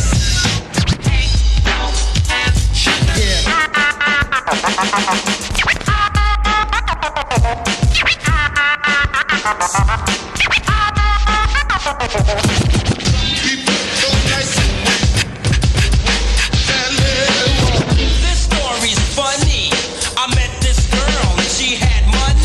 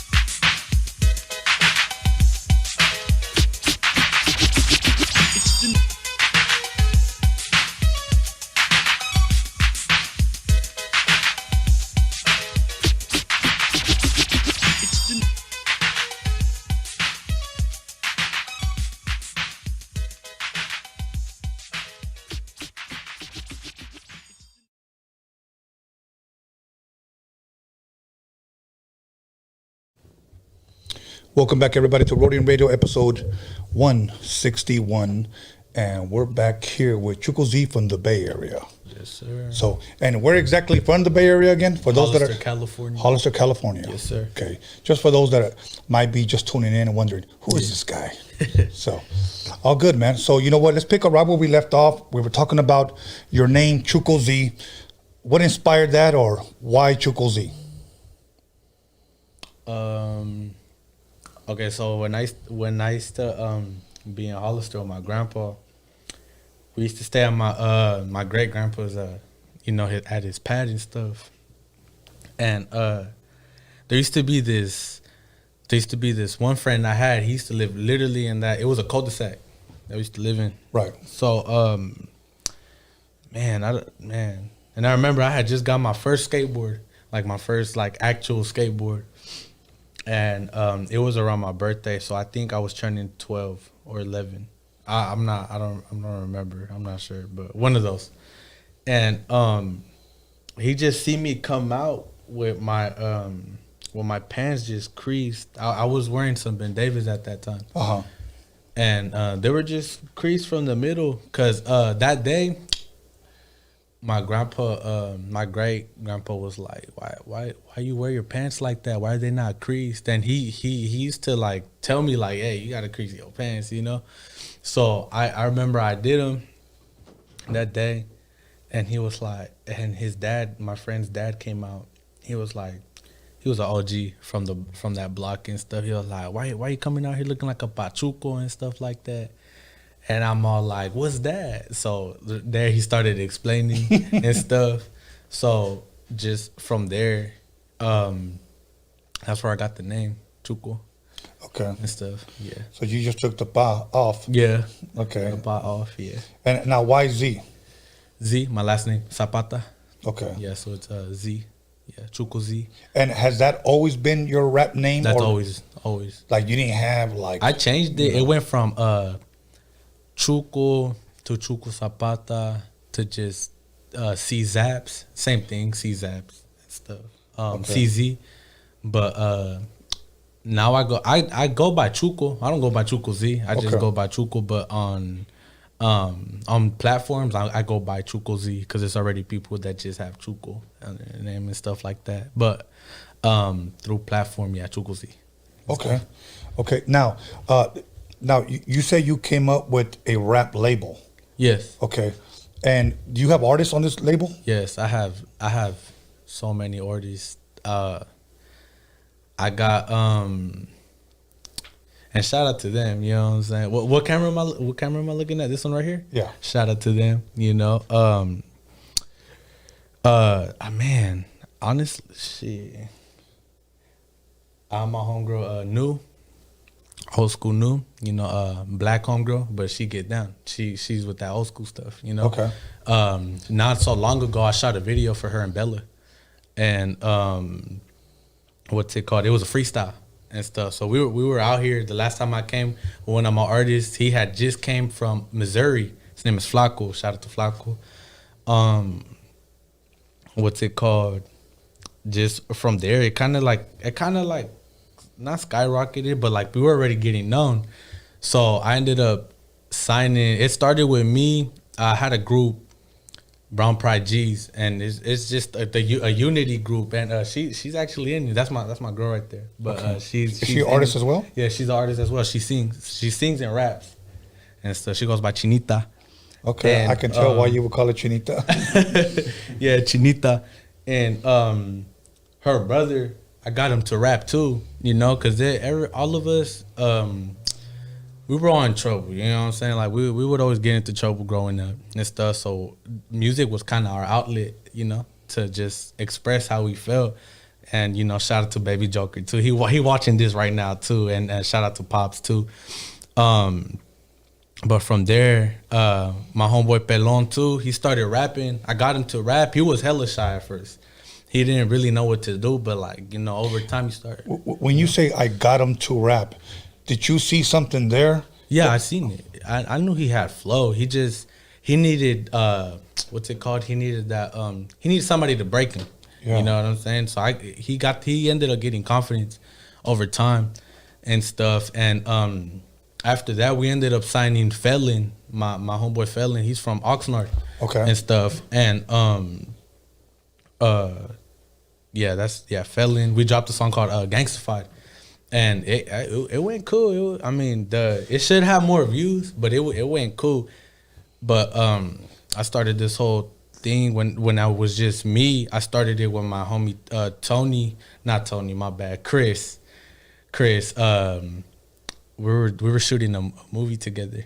Actually, I was in a movie, a Chicano based movie in the 80s. It was based on a true story and stuff. But I don't know because of, you know, technical difficulties. We just gonna say that technical difficulties. I don't know if I'm still gonna be able to shoot it and stuff like that. But because of him, I started, you know, and I seen his brother rapping too, and that just kind of motivated me to like, okay, I'm gonna start this label because there's people that got talent, you know, and they all do old school music just like me. They all on the same thing as me, you know. So we just try to promote like kind of like the underground, you know, but try to get it out there more than what it already is, you know. Right. There's potential. There's a lot of potential. Now, you just turned 17 and you have your own record label? Yeah. And you have several artists already signed to them? Yes, including my sister too. Shout out to my sister, Flaca. I already got a couple a lot. Now, you were talking about this movie. You said you were in it or you're filming it? Half and half. Okay. You know, but I'm not really worried as much because I'm working on the series that I wrote and stuff, and I'm already getting into contact with Netflix and Hulu, and I really want to direct. Yes, I mean, I've already directed. Like I do music videos and stuff. I do my own music videos. I cut my own music videos, do everything. I direct them and stuff. Now, when you say you make your own videos, since I like, you know, the producing side of it and the directing side of it, because I have one documentary. I'm filming a second one. Yes, which I've seen. Yes, and I'm doing I'm filming Mr. D's video next week. I'm not going to say what day it is because I don't want people showing up. We're just going to be very discreet about it and then premiere it next month. Okay, but now with that being said, on the technical side of things, when you say you've done. Do you actually film it? Do you have a camera guy? I have a camera guy, but everything I do, directing. Yeah. Then you take the footage and cut it in myself. So you go ahead and edit yourself? Yes. Okay. I do all of that. I'd rather just teach myself how to do it than to have somebody else charge me for doing it, you know. So I just work with what I got. That's a really good thing, okay? But if there's any advice that I can give you is that like me, I want to do everything, but sometimes I have to trust people and say, okay, you film it, you edit it, I'll direct it, because I can't wear too many hats because of so many things I do. So I'll be spreading myself out too thin. Yeah. Eventually, you have a label, but you're going to need a little bigger team. Yes. And you just oversee everything. Everything goes through you, you know. And that's how, actually, in that label, that's how it is. Me and Chris, he's like a second, like, you know, the second one managing it as well. But it all goes through me at the end of the day. So yeah, I know he takes one half. He takes like the down south, you know, the people from down south. We kind of call it chapters. You know, the first chapter, of course, is up here, you know, in Northern California. But the second chapter is in Southern California, and we're planning on like expanding even more out of California, you know. So I got some homies that I'm working with, and they're from Texas. Shout out to Spade Davis, you know. But we're working on this really big platform for just everybody that's, you know, Chicano, like, you know, the Chicano, because we need a platform, you know. There's really not a lot of us out there like that I can really say, oh yeah, they're mainstream already, you know. Right. And we're just creating platforms like that. You mentioned earlier SPM. And you know, for a moment, let's just put aside what he was convicted of. Yes. Okay. Yeah. Whether people want to say, "Oh, he's innocent, he's guilty," I don't want to talk about that. Mm-hmm. Okay. What was it about him that you liked that attracted you to his music? If none of that would have happened, I guarantee you he would have been mainstream. He was already at it. That's the thing. He was already at it. He was already getting there. But you know, people like to player hate. Yeah, you know? Yeah. And do you? But what was it about him or his music that attracted you to it? You told me about Dark Room already. Now, what was it about SPM that you said? SPM, he's funny, you know, but he's real about stuff. Like he don't got to pump fake nothing. He you know, to me he's an OG. You know, he already been through it, lived it, seen it, done it. You know what I'm saying? But he says it in a more comedy way. You know what I'm saying? For it not to be like, it's kind of like dark humor. You know? Okay. So I've always admired that from him and stuff. Yeah. Okay, that's cool. Now, I'm going to ask you a controversial question, okay? And I want you to really think about it before you answer, okay? Mm-hmm. I don't know how it is up north with Chicanos, but I know how it is here. Now, here's my question. Really think about this. How do you feel about Chicanos using the N-word? I don't even like it. I don't like it, to be honest. I really don't. But honestly, no, I don't like it. I mean, yeah, you know, sometimes it depends on who you grow up with, you know, in the neighborhood you grow up with. Times change, you know, and that's just it is what it is. But back then, it wasn't like that. No, you know what I'm saying? Because I got black family members, and they don't be doing that. You know, they don't. Right. They know what to say and what not to say. You know, and if anybody was to get out of line, they get checked for that. Cause I don't really like. I don't even be like called that. You know. Yeah. Yeah. But yeah, I don't approve of it, to be honest. You know, I started producing in '88, and it was mostly with a lot of black artists. Mm-hmm. Okay. Some would use it, but not all of them. Mm-hmm. Okay. They never referred to me as that. Mm-hmm. I don't know why. You know, when they used to call each other that. You know. And I never switched up my style to maybe if I say it, they'll like me. Mm-hmm. Or maybe they'll accept me. They already accepted me because of who I was. Mm-hmm. Yeah, well, actually speaking on that, like, back to the SPM thing, he says it, you know? SPM does say that a lot in his music. And I honestly don't approve of it, you know what I'm saying? But, I mean, what can I say? I mean, shit, when some music ain't really got no boundaries.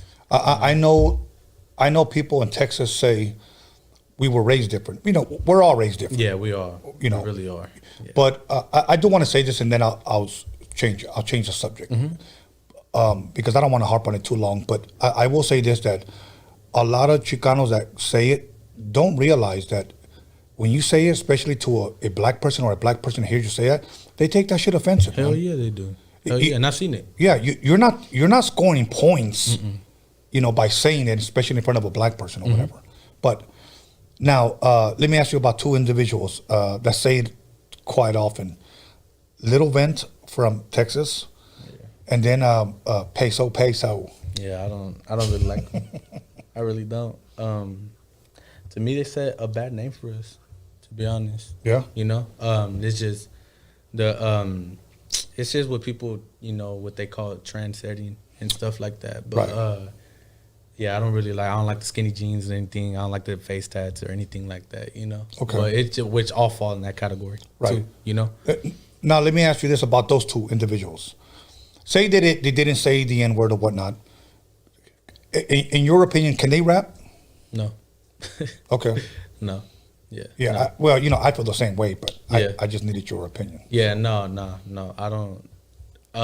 When somebody can come to me with something original, you know, we can talk, you know. But other than that, when everybody's sounding the same, and you know, if you hear the radio, I mean, I'm pretty sure you hear the radio and stuff, but everything sounds the same, you know. Yeah.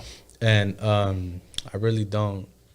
It's usually I mean, don't get it twisted though. I like artists from today, you know, but I like when they have their original sound, when they have their own sound, the authenticity, you know, of their own music and stuff, where they're free and they do whatever, you know, what they do, you know, and that's just how they are. To me, I like that. Any of those artists that you just said that you listen to, any of those you care to mention who they are? Yes. There's this one band, the Marco. It's kind of like rock, you know, but it's like 90s. It's like you can just feel you can just hear the sound, or like MGMT, Electric Feel, stuff like that. Like I like lately I've been listening to rock. I don't know why, but it's just when you hear the sound, the authenticity of it. You know what I'm saying? And when you say rock, newer bands or more old school bands? Newer bands. Okay. Newer bands that sound old school. Yeah, and I really like that. I like when shit, even with R&B, like what's that one girl's name? CALI. She has like a 80s, like a 70s funk kind of sound, but she's an artist from today. She works with Tyler the Creator and stuff like that. I like Tyler the Creator too. To me, his sound is just original, you know. But yeah, art, yeah, I can name those artists, a few of them. Now, what would you say for people that say that the most well-known rapping Mexican in the world is Tekashi 6ix9ine? Yeah, sure. Yeah, I don't like him. I don't. I really don't. Now, put aside that you don't like him. Do you think he can rap? No. No. Okay. In my opinion, no. Does he have fans up there where you live? Hella. Really? A lot. Honestly, you'd be surprised, honestly. But, I mean, that's them. I'm not going to judge them on what they like. You know, you like that. You know, you do you. You know, I do me. I'm on my side. You're on your side. Right, right. Yeah. And you don't have to name the artist that I'm about to ask you about, but you said that you've been asked a lot by rappers out here to do collabs. Yeah. Have you done any? Yeah, Felon. Actually, he's one of my artists in my label and stuff, Gangstafied, and that's actually my favorite song at the moment. You know, other than me being, you know, on my solo music and stuff, with the collab, with a feature, him, that's really one of my favorite songs. Okay. Right there. But yeah, Felon. Yeah, shout out to Felon. Yeah. You know, right now, you know, Bella's popping right now. Oh yeah, Bella's my homegirl. Yeah, yeah. How did you meet Bella? I was on live one time, and I was just, you know, being, you know, a teen and stuff. So I hopped on her live. Yeah, but I like her music though. You know, I genuinely like her music. You know, so I hopped on her live, and from there I didn't think she was gonna accept me. And I was on her live, and I was all like, my heart was racing and stuff. I ended up I was like, you know, because I get anxiety sometimes, you know. But I was like, but it was just because I was so, like, how do you say it? I was so excited, you know. So I ended up playing the original version of A.DA Classics and stuff of one of my songs that I was about to drop. I didn't drop it yet, but it was unreleased. But I played it for her, and she liked it.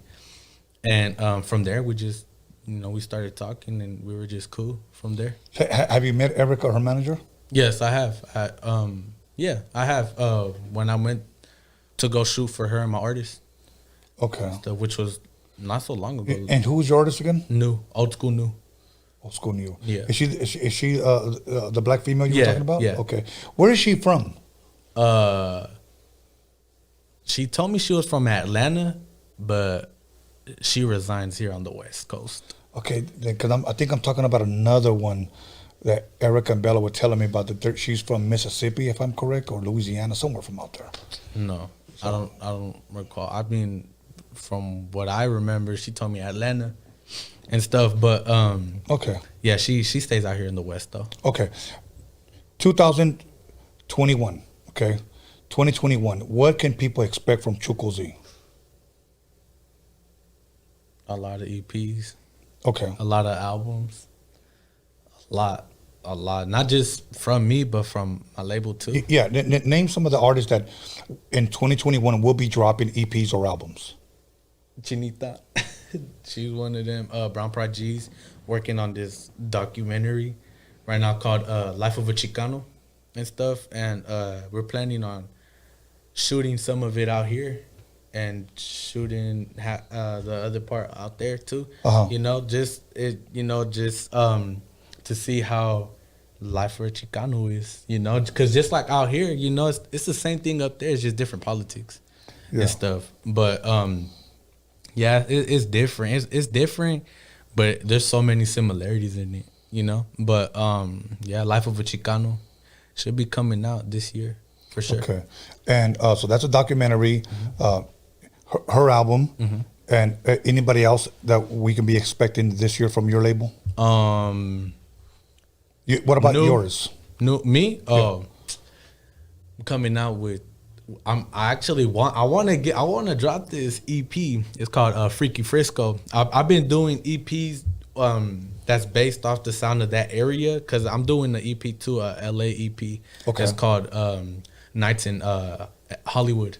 Not Nights in Hollywood, and they got like type beats like Sinister, or like SC Cartel, you know, or just like who else? I know High C for sure, but it's just the LA sound, like the Dre, you know, the Dre sound and stuff like that. And but the one I'm really working on is Freaky Frisco. That's the San Francisco EP and stuff. But yeah, that's the one I'm working on right now at the moment. I'm working on 2. Okay. Yeah. All right. And once again, you produce everything? Yes, I produce everything. Everything I do. I don't even own a beat pad or anything like that. I do everything on my phone. On your phone? Yeah. On GarageBand. For real. People be surprised, be like, you did all this? I produce everything on my iPhone. Everything. I just recently got this phone, so I've been doing everything on the iPhone 7. That's really smaller than this. That's really small. For real? Yeah. Then you must have taken offense today when I put up my post. Producers be like, I'm in the studio, and I put all that fish. Oh yeah, I seen that. I was hecka laughing. But I mean, it be like that though, you know. Yeah. Well, you know, a lot of people got booty hurt when I post that up. Hell yeah. Hey, don't knock somebody's hustle. Hey, don't cálmate, güey. It's just supposed. You know, people they get offended these days too easily. Yeah, well, we're walking on eggshells around people. You know, you can't say nothing. Like, okay, years ago, and I know this is probably going to offend some people. I was at a supermarket, okay, and I was with my son, and I think he was just out of football practice, and he's walking around, still had his uniform on, and I remember I said something like, get that, and I said something like, that was gay. I wanted him to play quarterback, so he threw me like a can, and I didn't like the way he threw it like this, and I said, that was gay, and then I didn't realize that there were 2 gay guys walk behind me holding hands. Oh, hell no. So they were like, excuse me, and I was like, yeah, and he goes, oh, you just said that and it offended me, and I was like, well, I didn't mean it like you're homosexual, you know. Yeah. To me, gay means like, oh, that was dumb, or that was sloppy, or that was goofy. That's the way I meant it, but they took offense. They wanted me to apologize. That's just how people are these days. They don't have no sense of humor, you know. Yeah, I'm like, I'm not gonna fucking apologize for that shit. That's what I'm saying. I don't, because the same thing too, you know, that I've been in situations like that, but I'm not about to sit here and apologize because you're offended. Yeah. You know what I'm saying? Like, I didn't mean it to you. Exactly, you know? Exactly. Yeah. So now you got working on a documentary, half and half on the movie. Yes. Okay, and then you got, if I'm correct, Chinita's album? Yes. Okay, or is that an EP? No, EP actually. And when is that going to drop? Possibly around? I don't want to give out no dates right now. Okay, but this year? Yeah, it should be this year. Okay. And you're working on yours still. You're not sure when? I have no idea when, but soon, you know, once I get those 1,000 likes on my post, you know. No, because I'm starting to set boundaries. You know what I'm saying? I'm starting, not boundaries, but what's it called? Like expectations. Okay.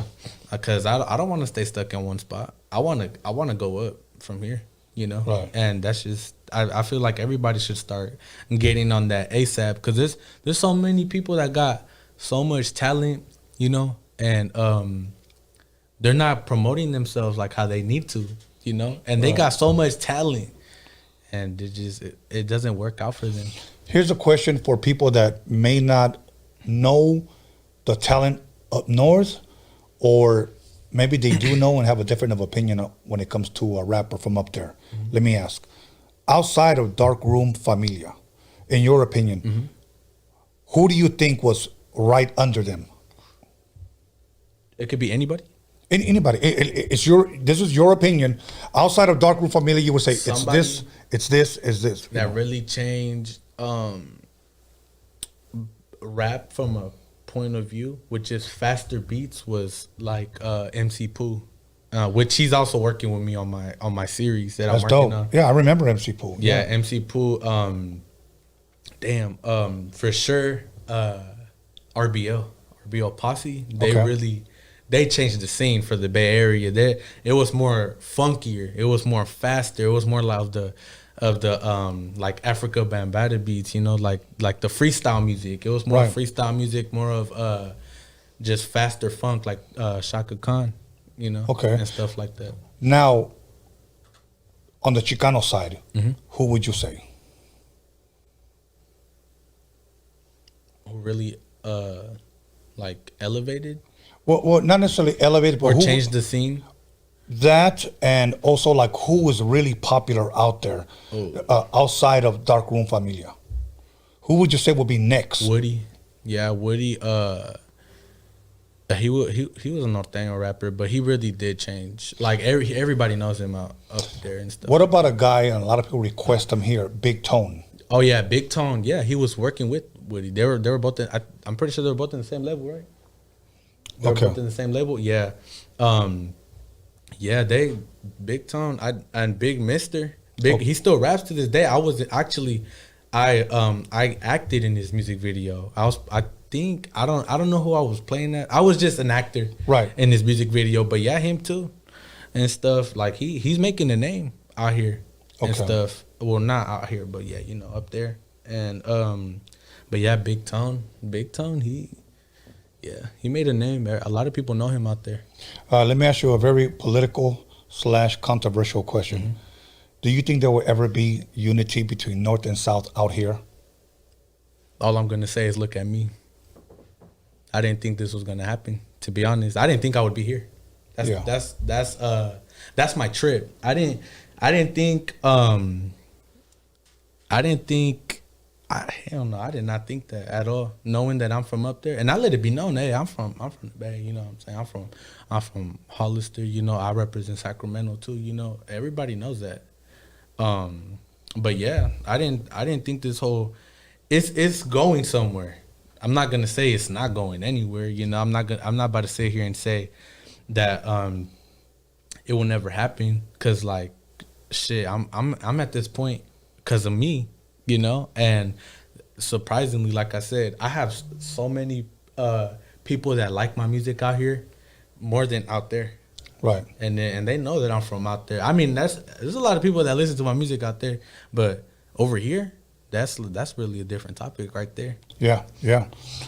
Really quick, and I'm gonna say something for the people that, for some reason, may not like that you're here. Let's just say they've tuned in and said, "Oh, that guy lives up north. I'm not going to tune into Roadium Radio today because Tony's supporting somebody from up north." I'm going to say something, and I need you guys to do your homework. For the last several years, it's been at least a little bit over 5 years, if not a little bit longer. And I'm not going to harp on this too much, but I'm trying to make a point. Yeah. In the prison system, there's been unity between North and South. A lot. There's that shit goes so. People stay quiet about that. They do. A lot. They do. A lot. Now, here's my thing. If you can have unity in there and reach a common ground where we can get along, my whole thing is this. Why can't we do that out here? Newer generation. It's mostly the OGs that's locked up in there that see shit from a different point of view. Right. You know, but out here, it's just the newer generation. Right. You know, their OGs are locked up. They're not there to teach them from right to wrong. Right. You know, just like how you got people sagging their pants. You know, to me that's a fact thing. Like, okay, that's some great shit. Like, you know what it is inside the prison. It's way different. Yeah. And stuff. And There's a lot of people doing the skinny jeans. They're just not, like I said, the to keep it original, you know, and they're just trying to shift from one thing to another than what they're really right. not, you know. Now, I know there's a lot of guys out here that still keep it original, right? Yes, and many. A lot of them ignore what's going on in the prison system. You know, with the unity thing, they don't want to talk about it, but they want to hold the old rules out here. Okay, now I said that to say this, that Spliff, I don't know if you're familiar with Spliff DTV. I actually am. Okay. I had him here. Okay, we had a great interview, and he'll be back soon. One thing I will say about Spliff DTV, he said it, you know, and him being a brother, this is what he said. Can you just imagine what it'll be like if all Raza got together? Shit, man, that's all I'm going to say. I've been saying that all my life. That's all I'm going to say, okay? And we'll leave it at that. So if anybody has a hard time with, you know, me interviewing people from up there, then maybe you shouldn't watch this show, because this is about artists. Yeah. This isn't about geographical locations in my book. This is about artists, and this is about Raza, and that's all I want to do. So with that being said, man, anything I didn't ask you, anything you want to bring up, anything you want to promote at this time? What I do want to say is that anybody not supporting Roadium Radio, y'all, you know, I mean, I'm not gonna give a fuck, honestly, because I support 100, and you know, fuck what y'all think. You know, we're out here supporting community, you know, Raza to Raza. It's not about gangbanging anymore. That shit really do gotta change, because there's a lot of motherfuckers that claim it and they're really not about it, you know. Yeah. And I've seen it. I've done my stuff, you know. I've been around it, seen it, you know. But shit, I'm glad to say I'm making a name out of myself. Yeah. You know? Well, in that lifestyle, you know, because I grew up around it. I grew up doing a lot of things, and believe it or not, all I ended up doing was hurting my family. Yeah, that's how it is. That's all it is. That's the thing. But a lot of people don't understand that these days. Yeah, yeah. With that, I'm gonna say this. I read one scripture one time, and it changed my whole life. I was 22, and it said, when I was a child, I spoke like a child. I acted like a child. But now that I'm a man, I have put away childish things. And you have to. You have to. You have for to. the better. Yeah. So, any shout outs you want to give at this time as we close? I know Pops called me up. You know what I'm saying? He called me up a couple hours ago, told me to shout him out. So Pops, shout out to Big Joker. Shout out to Little Joker and Baby Joker. Shout out to all of PTR. Shit, shout out to my mom. You know, if it wasn't for her, I would not be here. I tell you that my mom's my biggest motherfucking supporter ever, and I mean that shit for real. Hell yeah, I like that. And if y'all shit, like y'all, it's a blessing. It's a blessing, you know, cause I got a lot of friends that don't got their moms, you know. Yeah. And just me and my mom, we bump heads a lot and shit, but I do appreciate her. It's all good. Yeah, it's all good in the hood. You know what I'm saying? But you know, her fiance too, Jaime. You know, shout out to him. If it wasn't for him, we wouldn't be out here either. You know, shout out to my lady. She's always been supporting, even when she was my bestest friend. You know, but like I said, we're out here. Shout out to the whole fucking West Coast, the whole US, out of the US fucking with me for reals, cause without y'all, I wouldn't be here. Like real fucking shit. Without y'all, I would not be here in this very moment talking to the legend, you know, the man, you know what I'm saying? The walking legend, you know, Tony A. But big shout out to, you know, all my family too. And I want to thank myself. You know, if I didn't push myself, all good. If I didn't push myself, I would not be here for. If he's not watching, I'm gonna call up David Rochester Dino tomorrow. Yes. And I'll tell him, you know, to watch this interview, and maybe I'll go hook up a meeting between you guys. Yes, let me know. For real, let me know. Hey, brother, thank you, man. I appreciate you, bro. Hell yeah, you already know. This guy drove 6 hours, you guys. So I gotta appreciate him. I'm dedicated to this shit. Yeah. For real. So with that being said, I want to thank everybody on the live chat, all the Roadium Radio Warriors for coming through. Somebody asked me, why do you name us the Roadium Radio Warriors? So let me say this. Somebody shot me that idea. You should name your, the live chat a certain name. Somebody actually came with the name. I kind of didn't like it. But you know what I did? In my junior high school, now they call it middle school, we used to be called the Wilmington Warriors. And what happened was some people got offended. So they had to change the name from Warriors to Jaguars. I didn't like Jaguars. So I just figured Roadium Radio Warriors, because that was our school mascot back in the day. And then somebody, before I went live with that, somebody shouted to me, goes, you should name it the Warriors. And I was like, okay, cool. So we're on the same page. It was just confirmation. So with that being said, thank everybody for tuning in, subscribing, liking, talking crap on the live chat. Those that complimented. It's all good. Alex Cervantes Enterprise for running this shit. My son, B. Scanless, for helping me promote this. And Anthony, the Hip Hop Jedi. So much love, much respect to all you guys. See you guys Wednesday. Okay? See you guys Wednesday. God bless. We out of here.